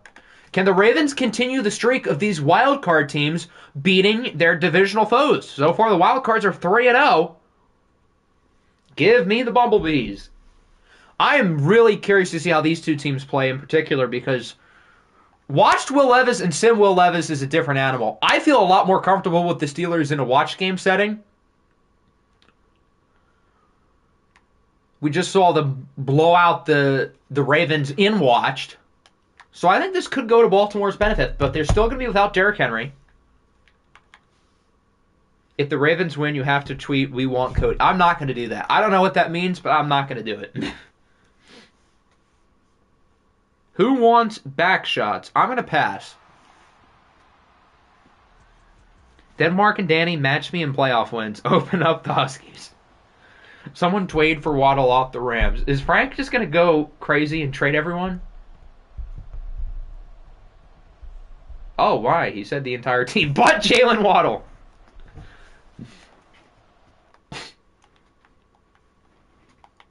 No, this is Sim. What am I doing? All right.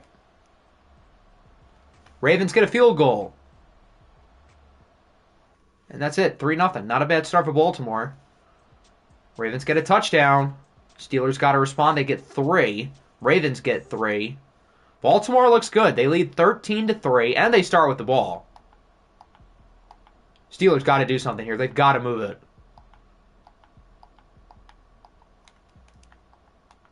And they do. 13-10. Steelers get a stop. They're back in the game going into the 4th quarter. We'll simcast this drive. They get the first. They really haven't thrown the ball that much. They're trying to lean on the run. And it's working now in the second half. They're only going to get 3. This is where I think we're going to hop in. 6 minutes, tie game. I feel like we got to jump.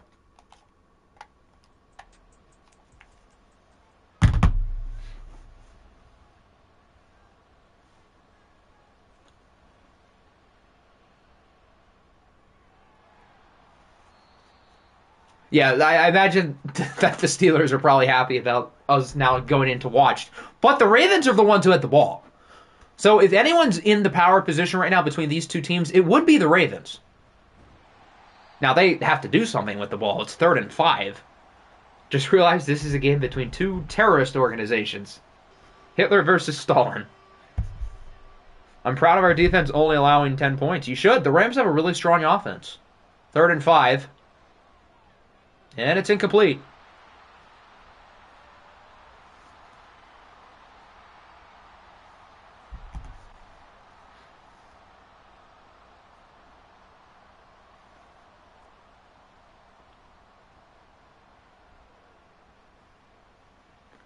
Tell me what went wrong in your game.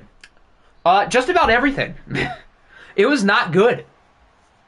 As the Steelers get the ball back. Let's see what watched Will Levis can do after a 3-and-out.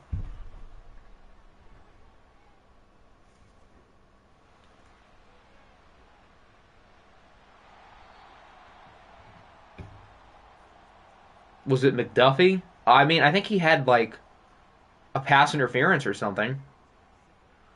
If not for that play, you would have still gotten blown out. Big hit. Ramondre Stevenson to the 42. Blake Corum is a Charger. He might be. Jim Harbaugh might not be able to resist. Do you think me winning 6 games with this horrendous roster is a good sign or a bad sign? I mean, if the roster's going to completely change for the most part, then I don't know if it really matters.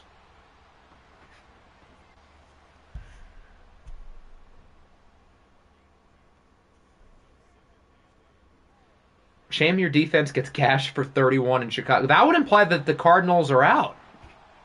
Looks like Will Levis has done pretty good in the sim, all things considered. He hasn't thrown the ball a ton, but it seems like he's played pretty well. 3rd and 1, biggest play of the game. If the Steelers get a first down, they can put themselves in a good spot here. And they did. Forward progress. J.J. McCarthy is a Charger. Did you guys see what Jim Harbaugh said yesterday? He said that he thinks that J.J. McCarthy is going to be the first quarterback off the board. Would somebody like to make that bet? Jim Harbaugh, I'll bet you $1 million that does not happen. Where is Pickles? Pickles is on the bench. Watched Will Levis is better. 2-minute warning.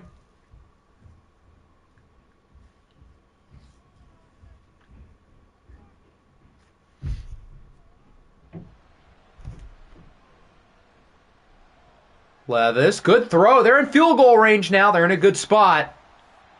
With the Bears as the pick, I wouldn't put it behind us. I need J.J. McCarthy to the Bears like I need air. Please.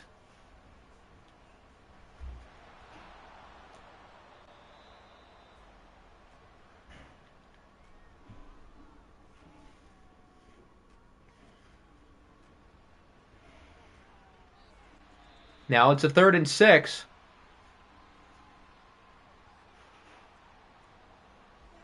And they're just going to run the ball. Try to make the Ravens flush their timeouts. Think about it. They trade up to 1 and draft McCarthy. That would be the worst move in the history of the NFL. Steelers gone to Octi Bowl. That's not what it's called. But it's over. Congratulations, Baltimore. You're moving on. The Ravens have no timeouts, though, but all they need is a field goal to tie the game.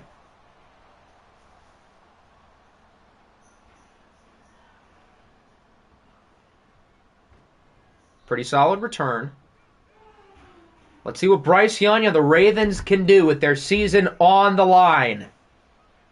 And the game's curse being here. Bryce Young now has his superstar abilities, by the way. He's past the 75 overall threshold. As he goes short. And Bryce Young is hurt. Uh-oh. Zoinks, Scoob. It might be Baltimore. Who's the backup? Who is going to save the day for the Ravens? Jake Haener. Oh, Lord. That's a good first throw out to Metcalf out of bounds. The one good thing about the Bryce Young play is that the clock stopped. And the Ravens didn't have to burn a timeout because they don't have any.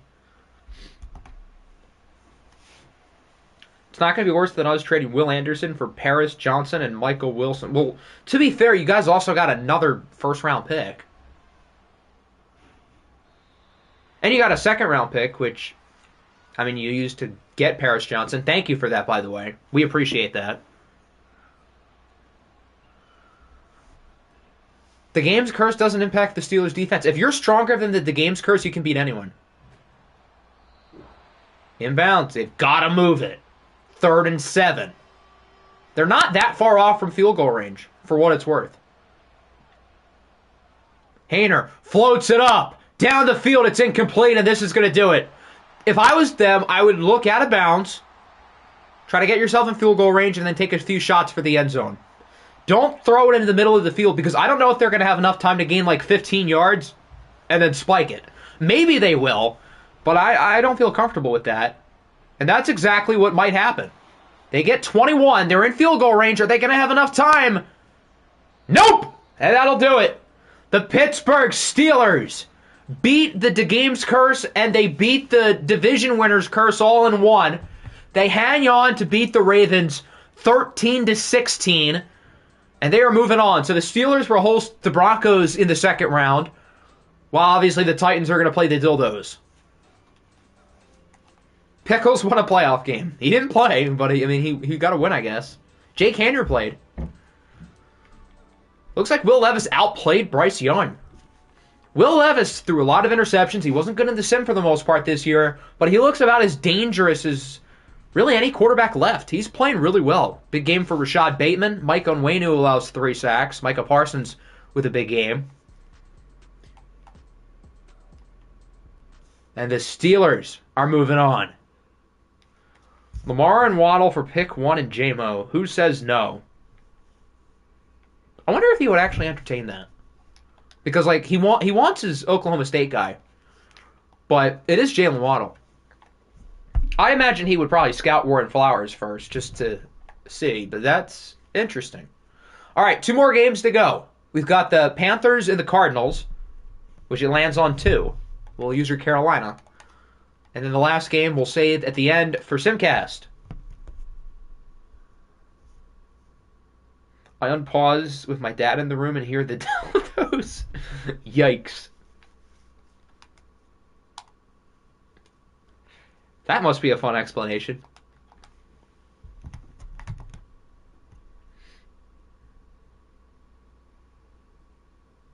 How I'm feeling on the block. I'll give you a 7. What jerseys do we like? Black. I feel like we have to go black versus white for the Cardinals. The Cardinals' white jerseys are hard, and anyone who disagrees is wrong. Yes, this has to be the jersey matchup. All black and all white.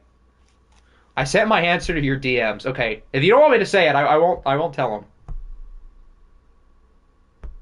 them.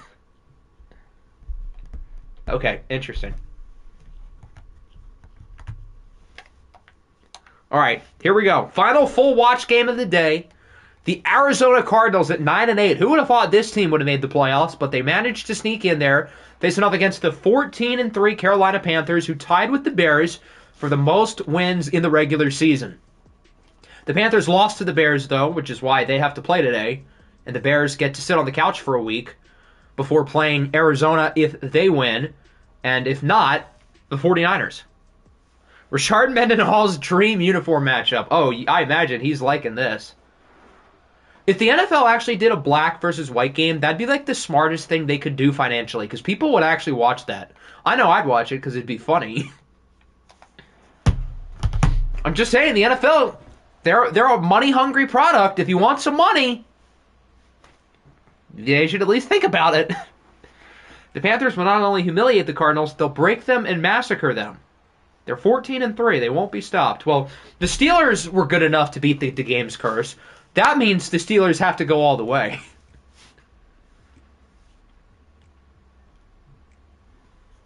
What drove you to not give me the card? Because you were relocating regardless. For the people like you who I knew were going to relocate, it didn't really matter which team we gave you because we knew you were going to move.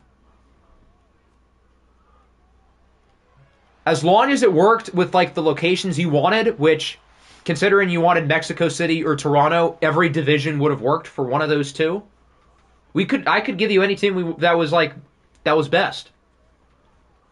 And our combination worked out to where you were the Patriots. This is the best black, all white versus the second best all black uniforms. I remember everybody hated the Cardinals jerseys when they were released last year, which I kind of did too, at least the home jerseys, but like these white jerseys are really nice. And Carolina's blacks are nice too. The Steelers didn't defeat the curse. It was because Bryce Young got injured. They were lucky. I would argue they still beat the curse. Nice catch. Devontae Adams to the 29. You probably disagree, but I think we have the best offense in the league. I don't think that's a horrible case. I mean, in terms of points, you guys are probably right up there. I think on paper, in some combination, the Niners have to be up there. The Chargers are up there. I think Carolina's certainly up there. There's certainly a handful of others as well. So now that I won, who do I root for to win this game? Who would you rather play next? Would you rather play the Panthers or the Bears? They're both really good regardless, but if you had to pick, who would you rather play? Chicago is the best offense, trust. Defensively, I'm not picking any team's defense over yours pretty comfortably. I don't know about offense, although watch Baker Mayfield does scare me a little bit. How do I build on this season? That's a good question.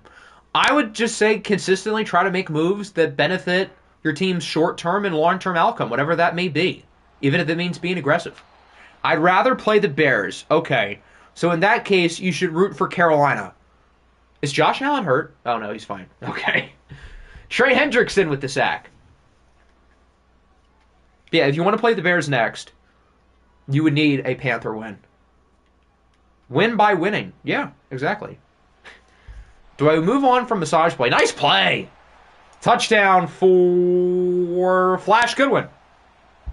I think the thing with Watson is, like, if you can get an upgrade, sure. But, like, how many upgrades are going to be available? All the quarterbacks, there's going to be, like, 8 quarterbacks to go in the top half of the first round. Half of them are not even going to be very good to begin with.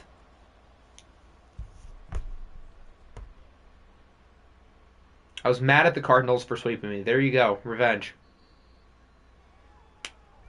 And also with Deshaun Watson, I don't think he has that much trade value. It's not like he was very good.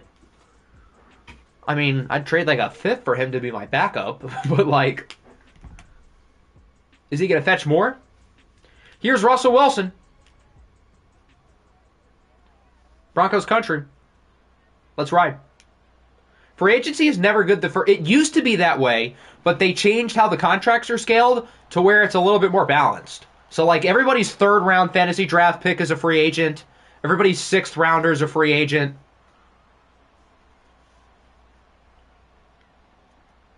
Is there a way you play the Cardinals in the NFC Championship? Yes. If you win your next game and the Cardinals win 2 in a row, you would play the Cardinals in the Conference Championship, which would be probably the funniest outcome possible. So now that you say it, I kind of hope it happens. The Cardinals beating the Bears would just be, like, perfectly hilarious, because Todd has said how bad this team is all year. Also, Wilson throws it away. Lamar for Thielen and a fourth. That might be vetoed. That's, like, too good of a deal for the Rams. Are you kidding? They're trading a running back for a sneaky athlete, first guy in, last guy out. Hard hat, blue collar, lunch pail type of receiver. And they're getting a draft pick? If I would have won, would I have gotten a home playoff game? You would have. Yeah, because you would have also played the Broncos. And you would have been the higher seed. To think we could have gotten a Chargers-Ravens playoff game, but EA had to ruin it. And now both teams are out. I hate it here. EA doesn't want to see cinema. Did I ever do your midseason re-signings? I haven't done anyone's yet, but as I said earlier, I guess you might not have been here for it. I'm planning to do it before the next stream, certainly before the OFL Bowl. The streets remember when Octi ruined Greg Dortch's market value by offering me a 70 overall receiver and a 5th. Was I supposed to offer more? This would have been last year, right? Couldn't have been this year. Because obviously he never had that value this year. Nick, let me scout. Do you know how to read? You can literally read the announcement to see how to scout. Anyone can do it. Even if you didn't send in your first batch of submissions, you can scout still. It's in the announcement. As Marquise Goodwin's hurt, he had the touchdown to start the game. This OFL, I offered you James... I don't think that happened. I don't think I offered James Prochet and a 5th just for Dortch. That might have been, like, in another deal or something. I don't know. But it wasn't just that, like, straight up. They do want to see cinema. They want to see Mayo Man. The guy everyone doubted. The guy everyone said I overpaid for to win a bowl. The Steelers winning the bowl would honestly be, like, one of the more fun ways the season could end. I'm for it. Since the Chargers-Ravens playoff game dream is dead, that would be a fun alternative. Taysom Hill's the tight end, yeah. He said I couldn't. Oh, well, there's a reason for that. Read the announcement.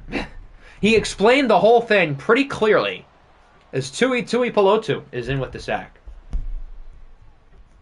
I can find the screenshot. Please do it. Denmark versus Danny OFL Bowl. You might be onto something. That would be beautiful. Please, sign me up. A change of the guard. Out of the days with Octi, Nick, and SG at the top of the league, now it's Denmark and Danny. If it's not me at the top, it's gotta be one of them. We have dog and grit and grind. That's a good point. Will Levis is gritty. So the reigning nightmare scenarios is that Todd wins a ring or Naruto gets number 3. I would say you getting one probably is a nightmare. I mean, I guess so. But it's like, I mean, your team is good enough. So, it's not like that crazy. Naruto getting number 3 is not ideal. I don't think he's going to catch me, though. So, it's like not that big of a deal. The fact that he beat me in the playoffs would be the sucky part, though. And then other than that, like, there isn't really anybody else that I don't want to win. And even if, like, the Bears win, I'm not going to be, like, devastated. I can live with it. This is called the inaugural season of the fantasy draft. Yes, as we the whole reason why I didn't want the sim year is because the first year there's going to be so much parity, which ended up clearly being the case. Whereas, like, once we get into seasons 2, 3, 4, and 5, the best teams and the best coaches are probably going to break away from the rest of the pack. But this year, it's like anything can happen. Which is why I think this year is by far the easiest year to probably win a championship. Because there aren't any super teams you have to get by. The highest rated teams are, what, 88? And one of them's out. Pain. So the parity levels are sky high.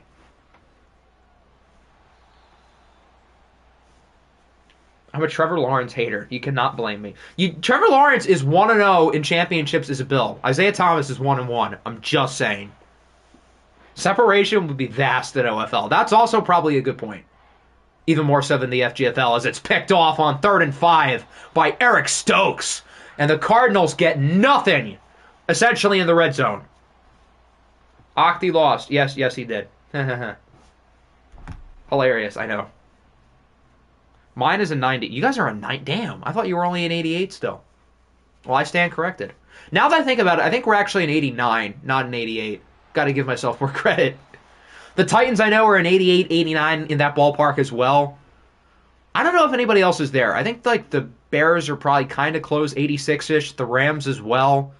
I think Carolina's only like an 84, actually. Isn't Carolina lower than the Caps? Isaiah Thomas and Trevor Lawrence both suck. Trevor Lawrence never won a championship, or never lost a championship. Isaiah Thomas did. I believe the Bears are in 87. Okay, so you're not that far behind. Should we expect an NCAA team reveal around... No, you should expect it, like, 3 days before the game comes out. So, I've kind of thought... I haven't really thought about it much, but I have thought about it a little bit. I obviously have no clue what direction I'm going to go with, because we know nothing about the game yet. But I recognize that my realistic options would be, like, a team builder team. Maybe we use a regular team. Maybe we do some iteration of next up. All of that would be in play. I have to see what the game looks like, though. Which I imagine we're going to get information within the coming months, I would think. And then once that's the case, we'll try to figure out what type of dynasty would be the most fun. I'll probably go through some real-life rosters if that's the route I end up picking. And there's a good chance I don't know until like a week before the game comes out. And since football's coming back, what's stopping basketball from coming? Hopefully they do have a basketball game eventually. I can't imagine it would be within the next year or two. Otherwise, I think we would know. Middle Tennessee State or South Alabama, I beg, if we do regular. The thing with regular, though, is that I probably would want to use, like, the real-life rosters. So I'd want to pick a team that has, like, an interesting situation. Whether it's, like, a bad Group 5 team, a bad Power 5 team, or maybe, like, a good Group 5 team who's on the cusp of joining a bigger conference. Or maybe even, like, a good Power 5 team who either might need to move conferences or just hasn't been able to take the next step. So there's, like, a ton of teams I would consider, and USC's not one of them. It's not because USC doesn't fit any of those criteria. They do need to take the next step, but I'm not doing a USC series. I cannot do it. No.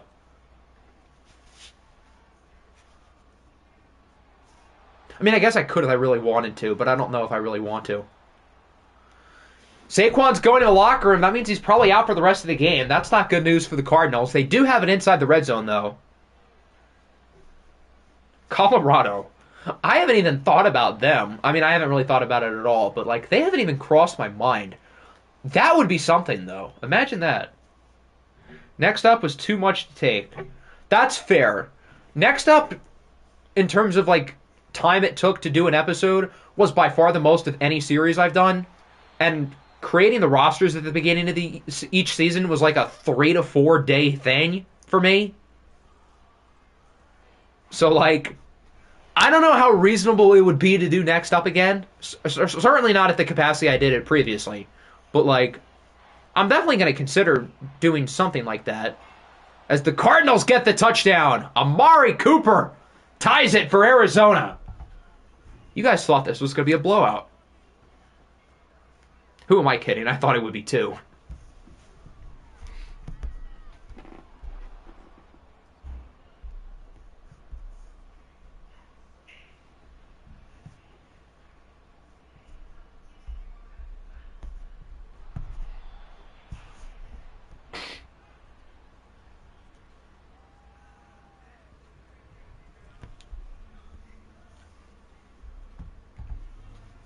So now the Panthers get it back. We'll see if they can take the lead. They've got 4.5 minutes.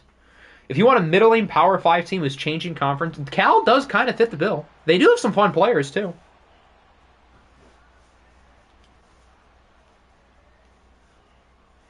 There's probably like 50 teams who create like an interesting series if I went the real-life route, which I feel like would be really fun. I don't know if that's what everyone would prefer. Again, we'll cross this bridge when we get there in like May or whatever. I would have a lot of rosters to go through. If I do next up too, wait until I'm off of school. Well, that would also be in like 3 or 4 years. I don't know what my life is going to look like in 3.5 years. Hell, I don't even know what it looks like. It's going to look like next week. Certainly not in July when NCAA comes out. Would Arizona State be a fun option? I feel like they suck too much. Sucking badly isn't a problem. Good play by Tully. It can be like a good Power 5 team. It can be a bad team. Arizona obviously fits the bad billing. I'm not going to rule out choosing someone who isn't good. When you're on summer break. Oh, I see. Even so, I mean, how long is my break? Like 3.5 months? I mean, that's enough. That gives me plenty of time to do like rosters and stuff. But I don't know. We'll cross this bridge when we get there. We've got time to figure it out. Maryland, trust, Clemson. Clemson, I guess, kind of fits the bill as a team who might need to switch conferences or take the next step. Cincinnati rebuilding the Big 12 would feed families. They would definitely fill the bad Power 5 team idea. Go regular / dynasty this year and next up next year. I could always like switch series by year. I could do one thing one year, switch the next year. I suppose that works. I know that like I think it's confirmed that you can like import draft classes into Madden. Thank God. That'll be very convenient. Rashad Penny with a good run. No Saquon, no problem. Make Georgia Tech and move to the... Why would Georgia Tech go to the Big 12? I mean, I guess if the ACC collapses. I mean, I guess so. You can't... I think they confirmed that you can. I don't know for sure. I don't know if EA themselves has said it, but I know, like, somebody who's, like, close to the game or whatever. I think it's, like, a foregone conclusion that you'll be able to transport draft classes. I don't know 100% sure, so if that's not the case, I guess don't be heartbroken, but I'm pretty sure this is the case. Which is a massive win, obviously. I wouldn't mind an excuse to travel to Atlanta. Bring him in. The Big 12 can just cover every corner of the country.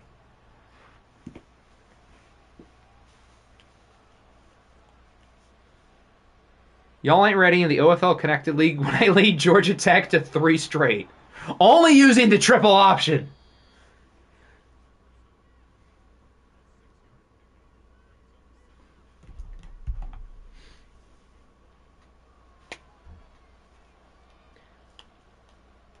Do we know if it's an every year thing like Madden? I would imagine it would be, but I don't think that's been like confirmed yet. But I would think they would do it every year because they got to roll in some money. I'm so down to be the leftover conference.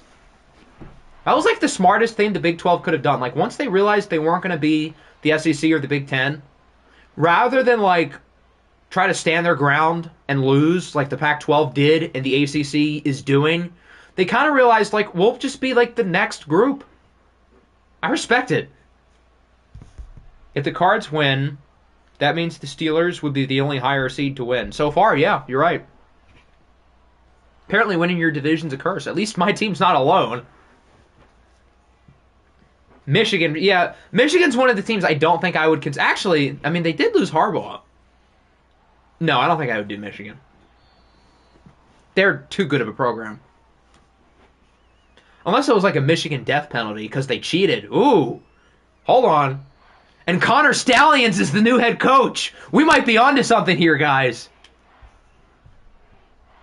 NCAA Connected Dynasty is going to go crazy when I get a top 3 recruiting class with Cal 4 straight years and go 8-5 or 9-4 every year. Looks like Arizona's going to kick. This is for the lead. And they got it. Cardinals are up 10-7. Ban them from the Big Ten. We must move them to the Conference USA. You'll be the Group 5 representative every year for the next 20 years.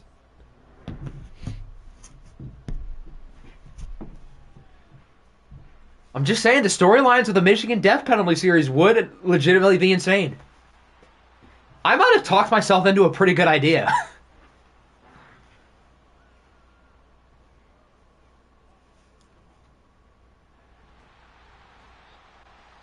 USF or Rutgers might be a good one. USF has cool jerseys. Uniforms would absolutely be a part of the decision-making process, especially in college football. I feel like they're so important.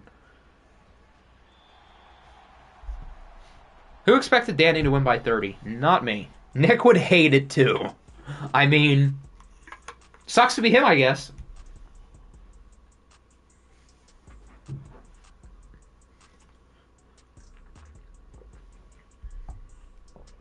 Has Pokemon ever won a playoff game? I know he's made the playoffs a handful of times. I don't know if he's ever won one. This would certainly be one of the bigger upsets in recent OFL postseason memory. I mean, I feel like we've already had one today, but this one would be probably more surprising than the Charger game, I would think. TCU Dynasty would definitely solve Chicago's crime rate. TCU would be kind of cool, and they obviously passed the jersey requirement. Michigan death penalty rebuild would be my pick. There's a few teams who would work for death penalty, but I feel like Michigan probably would have the best storyline. Probably them or Alabama. I don't know who else would have a great storyline. Like, Ohio State, what are they being dead from? From winning 11 games and losing to Michigan at the end of the year? Georgia? I mean, I guess. Michigan and Alabama would be definitely the best death penalty storylines, I think, at least as of now. Again, that's not putting a ton of thought into it, but that would be kind of interesting. Pokemon wins today, and he's the top 1 coach right now or all time. You might be onto something. Nebraska or Northwestern? Northwestern would be kind of fun because they have a bright future. And Nebraska would be kind of interesting, too, with the Matt Rule era. Dylan Raiola in the quarterback room as a true freshman. Me and Todd are going to go crazy in the national championship with Georgia Tech and depleted Michigan. Tennessee being investigated for doing something with NIL to get the number 1 quarterback. If Tennessee gets hit hard, they probably won't. But like if they get hit hard, who knows? That'd be an interesting series. That'd be like the realistic death penalty. Because the NCAA is already killing them for infractions. And we'd probably still have Nico Lieva. I think that's how you say his name. You'd probably have, 2 years of him, assuming the new game recognizes that good underclassmen declare for the NFL draft, unlike NCAA 14. That's one of the few issues with the old NCAA game, that the best juniors don't declare.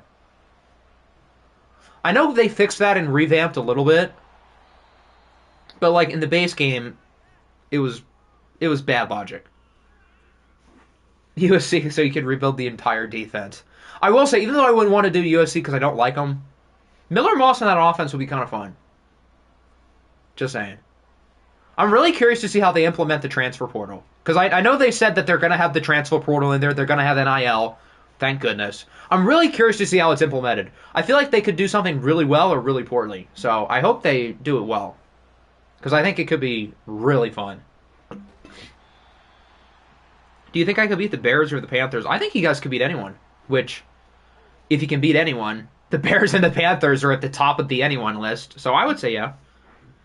You know, one day you're going to be forced to do Green Bay. I'm not going to do Green Bay. I'm not going to.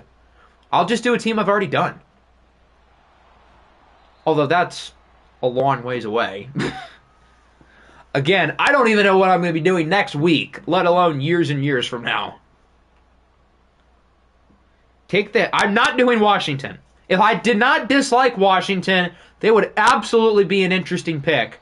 But I'm not doing them. No. Not a chance. Sorry, bud. Not happening. There aren't many college football teams that I would definitely say no to, but obviously Washington's there.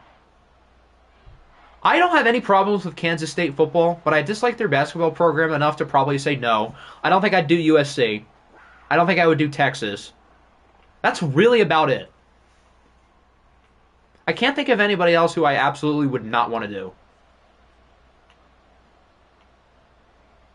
Active's going to do the Ravens after winning a Super Bowl. Yeah, I'll find my own way to make the series interesting. Their unis are top tier. Oh yeah, known Jersey school, Boston College, as the Cardinals lead 13-7. People tend to hate at least one Florida team. My Florida team that I dislike is Miami, but I don't know if I dislike them enough to do a series because it's not like Mario Cristobal is very good. Texas A&M death penalty. I mean, what are they dying from? It's not like they win games. Texas A&M is like a 3-year retreat for 5-star recruits to either declare for the draft or transfer. What is the meme of the year so far? Definitely the tank off. I mean, that's what I voted for. As Josh Allen is intercepted by Devon Witherspoon. The Cardinals might actually win this game, guys. They had the ball in the red zone up by 6. This might actually happen. Why are all the good teams losing? The one good thing about this is that if the Bears do win the championship, I have an easy excuse for them that it was a Mickey Mouse title run. And it wouldn't be fully wrong. Obviously, a ring's a ring at the end of the day, but like, I could do some nasty agenda pushing. Nasty work. Texas A&M had a death penalty. It's called having Jimbo Fisher for half a decade and paying him $75 million or whatever to not coach. After recruiting 5 stars a year just to win 7 games a season. At most. Is every elite quarterback going to lose in the playoffs? Then the Bears would definitely win the bowl.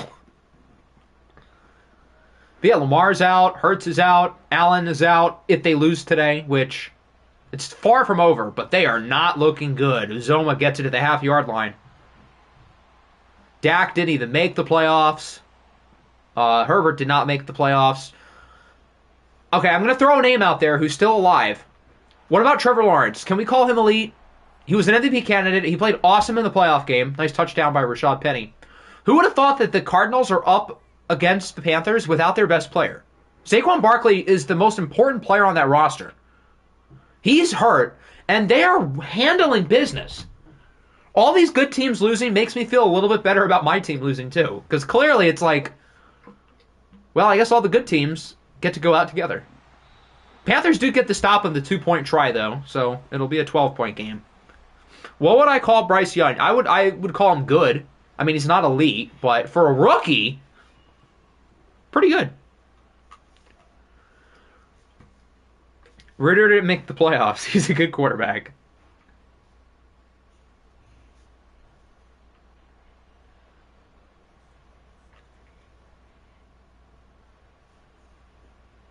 A Will Levis, Baker Mayfield Super Bowl is really what's going to happen.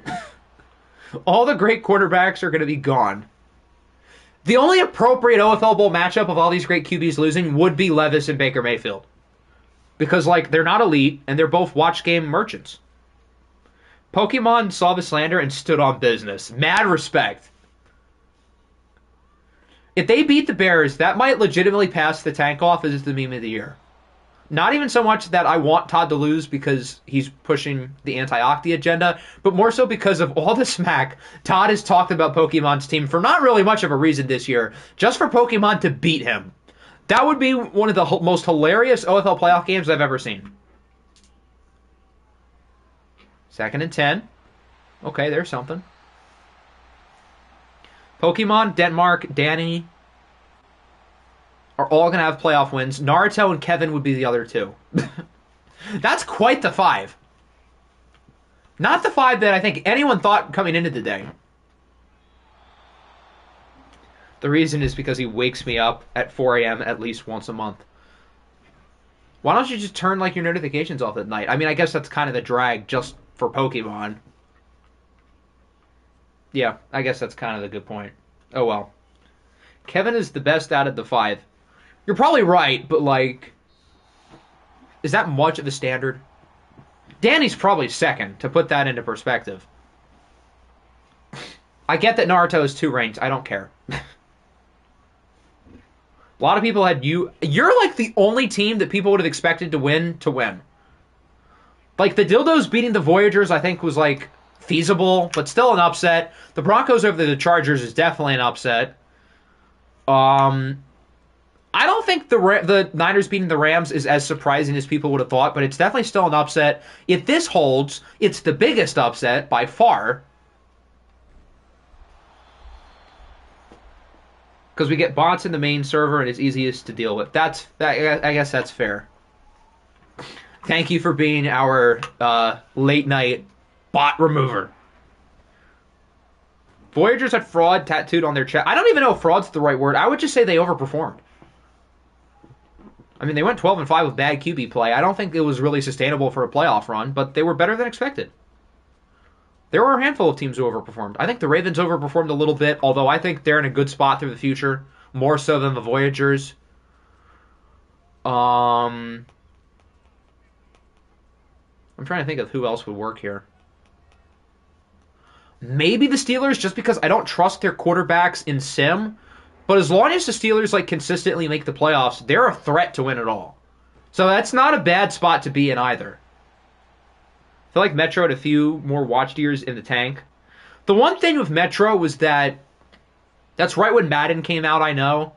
And that's when I came up with the idea of Next Up a few months before Madden came, and I really wanted to do it. That's really the only reason why the Metro series ended kind of quickly and abruptly, is because I really wanted to do Next Up, which I think in hindsight was a good decision. How are we in a good spot? Because you have a good amount of young talent, I would say, on both sides of the ball.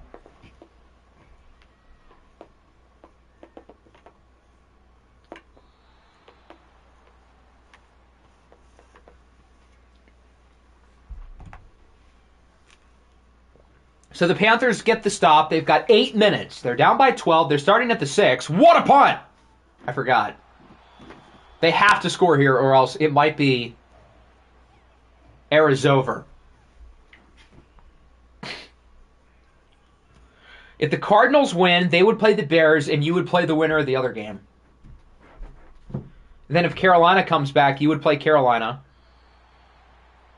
Wait, no. You would play the Bears if Carolina wins, and Carolina would play the winner of the other game. The Eagles franchise is the last trace of Westlake, yeah. When the Eagles franchise ended, that was kind of the end of Westlake in a sense. What if we brought back Westlake on the new NCAA game? That would be kind of funny.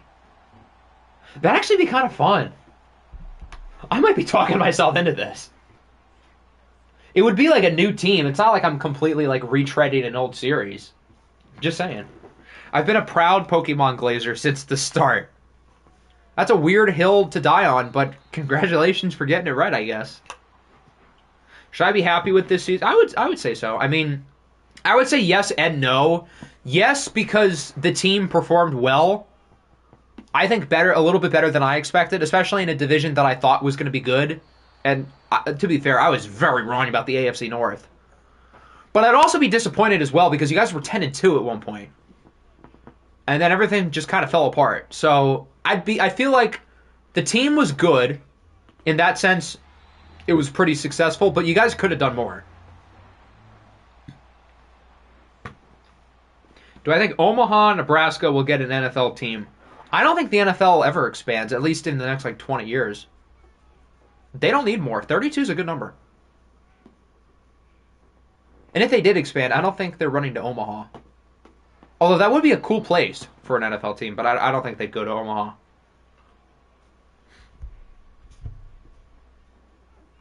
I have had a great season. I mean, if tanking was the goal, then I guess he did. Nigel Wiggins Jr. would feed families in my parlay. We just got to make all the Westlake players like the sons of all the great Hornets over the 20 years that we had the team. That would be golden. That would be a retread of the series, but it would be kind of fun for us who were here for that. They have said explicitly if they're expanding overseas, planes can go to New York to London in 3 hours. What about California to London? That's a lot more than 3 hours. They would give LA a third team before Omaha. That's probably true.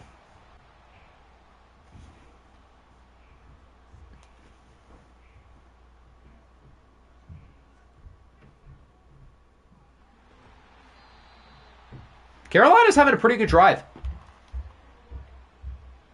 They're not out of it. If they can score here, they're back in the game.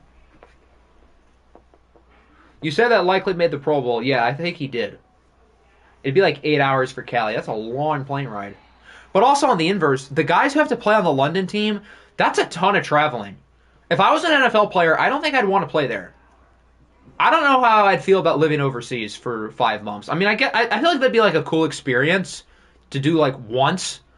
But I don't know if I'd want to move back and forth between the United States and London for 10 years of my career. That's so much traveling.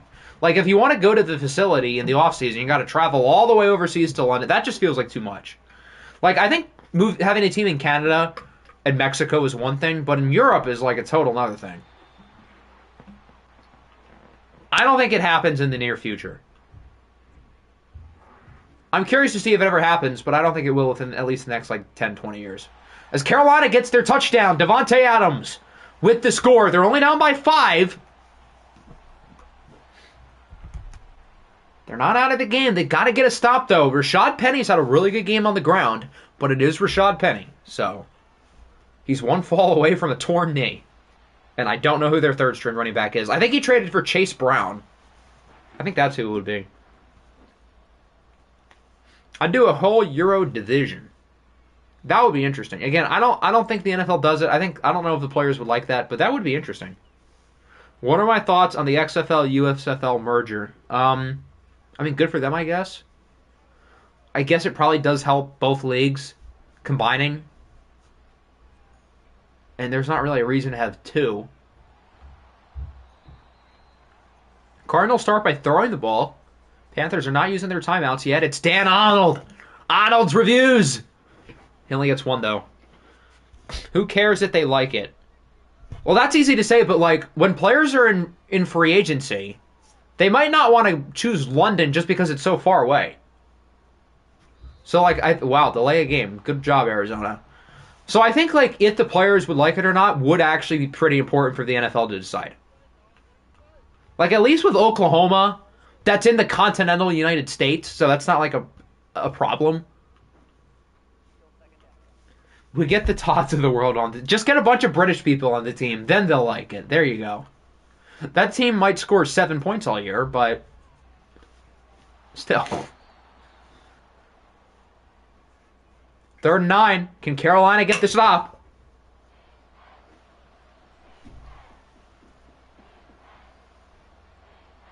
We need a Florida division. We don't. That division would stink. The 3 Florida franchises we have are all pretty mediocre as it is. Now, I get they've all been pretty good as of recent, but in general, I don't know. Third down. They don't get it. Carolina with the stop. Carson was so different. Poor guy. Have you heard the NCAA conference realignment? What if the Big 12 and SEC join forces to create... Well, they kind of already have. It already is 2 mega conferences. Is there a reason for them to combine together? How about just no more conferences? There we go. All right, can Carolina take the lead? They're only down by 5. Josh Allen, you are on the clock. As Carolina looks to avoid the upset and make it to the second round.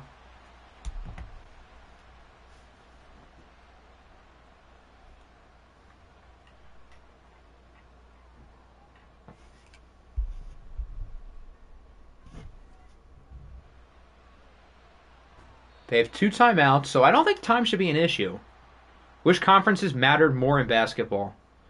It's not that conferences don't, it's that divisions don't matter at all. I feel like I wish they kind of mattered too, but there's not really an easy way to do it. Because I think it would be a bad idea to have like the 3 division winners be the top 3 seeds. I think that'd be kind of stupid. So I don't know exactly how you would make them matter, even if it probably would help the product a little bit. There's a good play by Josh Allen on 3rd down. Fell to my knees in a Walmart when Corbin Bird's The Orioles was announced. I can confirm, I'm the Walmart. Nice catch by Davante Adams, nearly picked, would have ended the game. If any offense can come back, the Panthers would be on the top of the list, absolutely. Allen wants it all, going for the end zone. Incomplete, good coverage by Andre Cisco. I live in the Walmart. Is the Walmart a shed? Good play. Carolina does use the timeout, as they should. Thoughts on the Orioles-Burns trade? Great deal for Baltimore, and I think it's a better deal for Milwaukee than people think. Because they had no leverage. He was gone, and everybody knew it. Seahawks legend Andre Cisco. Former almost Charger Andre Cisco. Under 20 seconds, they still have it. Why are you throwing the ball 2 yards down the field, you idiot? What a stupid pass. Now they have to go for the end zone. No timeouts with 15 seconds. They just got to send a rocket. Allen's under pressure. He's got it to Davante Adams to the 23. Okay, that's something. 10 seconds, still no timeouts. I don't think it's really worth looking for a quick play out of bounds. I think realistically you take 2 shots for the end zone. You are stupid, Carolina. What are you doing? The Cardinals are going to hang on and survive. What an upset. And the 14-win Panthers are eliminated in the first round. Everyone's brackets have been busted here. The Voyagers are out. The Chargers are out. The Rams are out. The Panthers are out. All the 2s are gone. All the 3s are gone. Winning the division apparently this year was a curse. Russell Wilson was good enough to not lose them the game. He was a game manager, and he did a good job. As for Josh Allen, kind of struggled early, and those last 2 throws were just brutal decisions. The check down to call their last timeout, and then the last play. What were you thinking? Got to give credit to Rashad Penny. He played well after Saquon Barkley got hurt. Davante Adams was really good, though, for Carolina. 11 for 130 and a score. Tuli Tuipulotu had a nice game. Panthers had 0 sacks. And now we've got 1 more to go. Number generator lands on 1. That's Atlanta.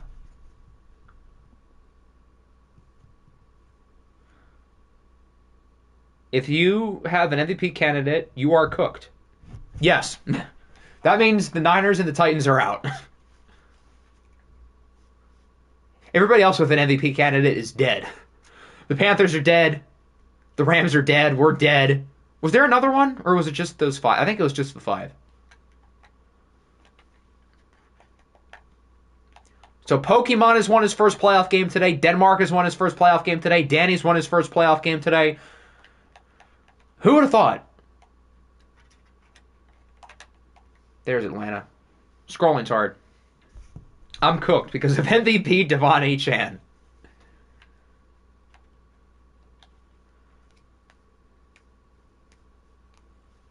I know Troy was here. Is he? Oh, the other controller's dead. Let's plug that in for the Eagles jerseys.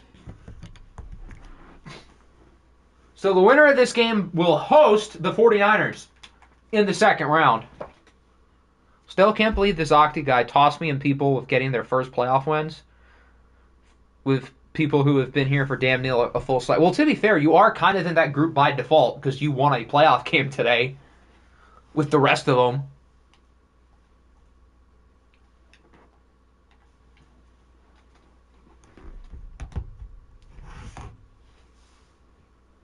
Is either person here to pick jerseys, or do we get to pick for them? You were acting like I'm not a polar bear. No, you definitely are a polar bear in that group. If it didn't seem like that, that's my bad. But maybe some of these guys are better than we thought.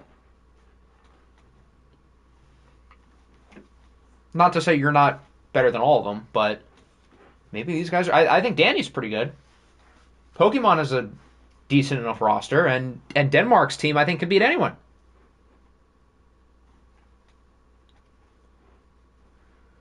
I don't think either coach is here to pick. Kelly Greens are in play. Oh, they have the alternate classic now. What am I thinking? There we go. Kelly Green versus 90s Dirty Birds. I am all for that if everyone else is. Yes. Do we have any objections?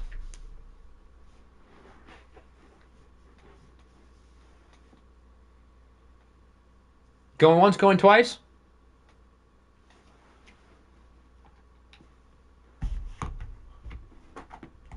Panthers have fired. Their defense only allowed 19 points, though, to be fair. We should have checked the Saquon injury. I mean, I guess we can do that after we sim.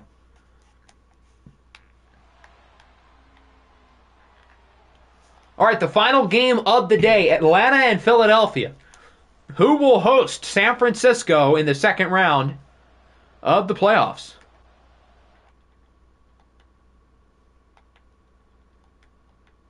No, we want fast. Why did I go to slow?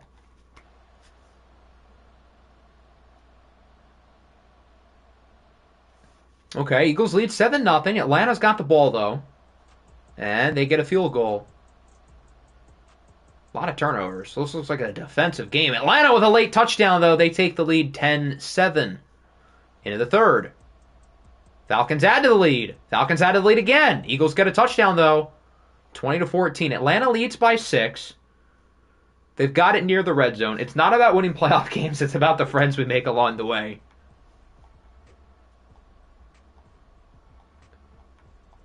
Atlanta leads by 12. Eagles get stopped. I chase young kids in the backfield with a fourth down sack. Touchdown pretty much ends it. They won't get it. They'll only get a field goal. They are up by 15, though. 4th and 13. Nope. Oh, no, they do get it. Oh, never mind.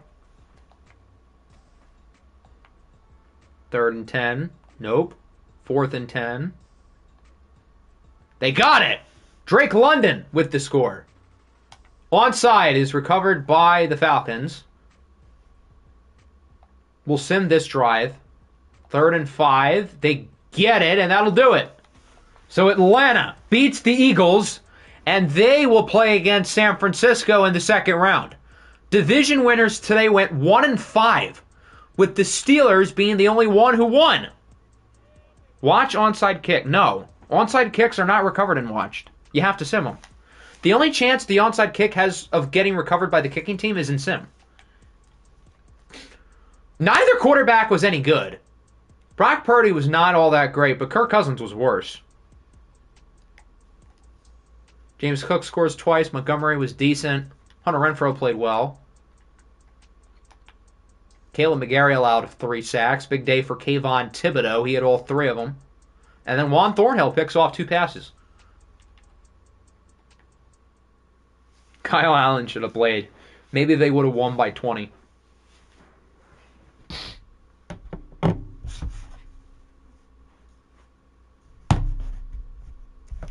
Falcons aren't elite. Atlanta didn't really... I'm still not sold on them. If they beat the Niners next week, I will believe. But, I still need to see more. Kirk Cousins had a bad game. And part of that's probably because of Atlanta's defense, but What do I think of your first year? I think for your first year, winning 14 games is pretty good. Obviously, the ending's disappointing. But look at all the other good teams who lost in the first round. I would say the biggest winners today are the Titans and the Bears. Because a lot of the really good teams all lost. Sucks for us because the door could have been wide open. But the Panthers and the Rams and the Chargers all didn't want to capitalize. Half of your team is in assisted living. I am snoring. They're 90 overall, though. They're the highest rated team in the game. Just saying.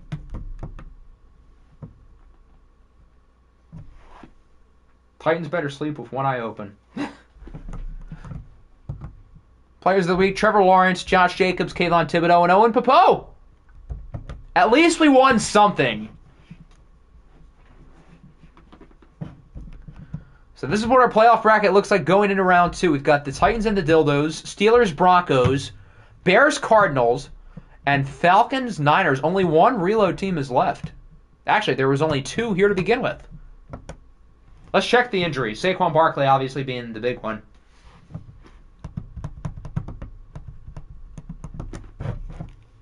Atlanta, just Mike White. Niners, nothing. Steelers, Joel Bitonio's out through the AFC Championship. Titans, nothing. Dildos, nothing. Bears, nothing. Broncos, they've got a few. Ike Ekwonu specifically. Cardinals, Saquon Barkley is out for the rest of the playoffs. Broken ribs.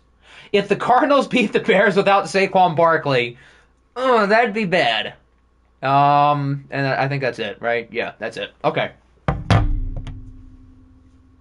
So that'll wrap up the stream. Hope you guys enjoyed. A fun one for some of us. Others, not so much. But we had some really good games today. So hopefully that continues.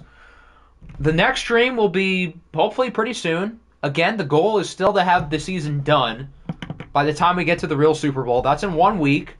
So I'm going to try to see if we can do that. So I guess keep your eyes and ears open for when the next stream would be. So yeah, that'll do it.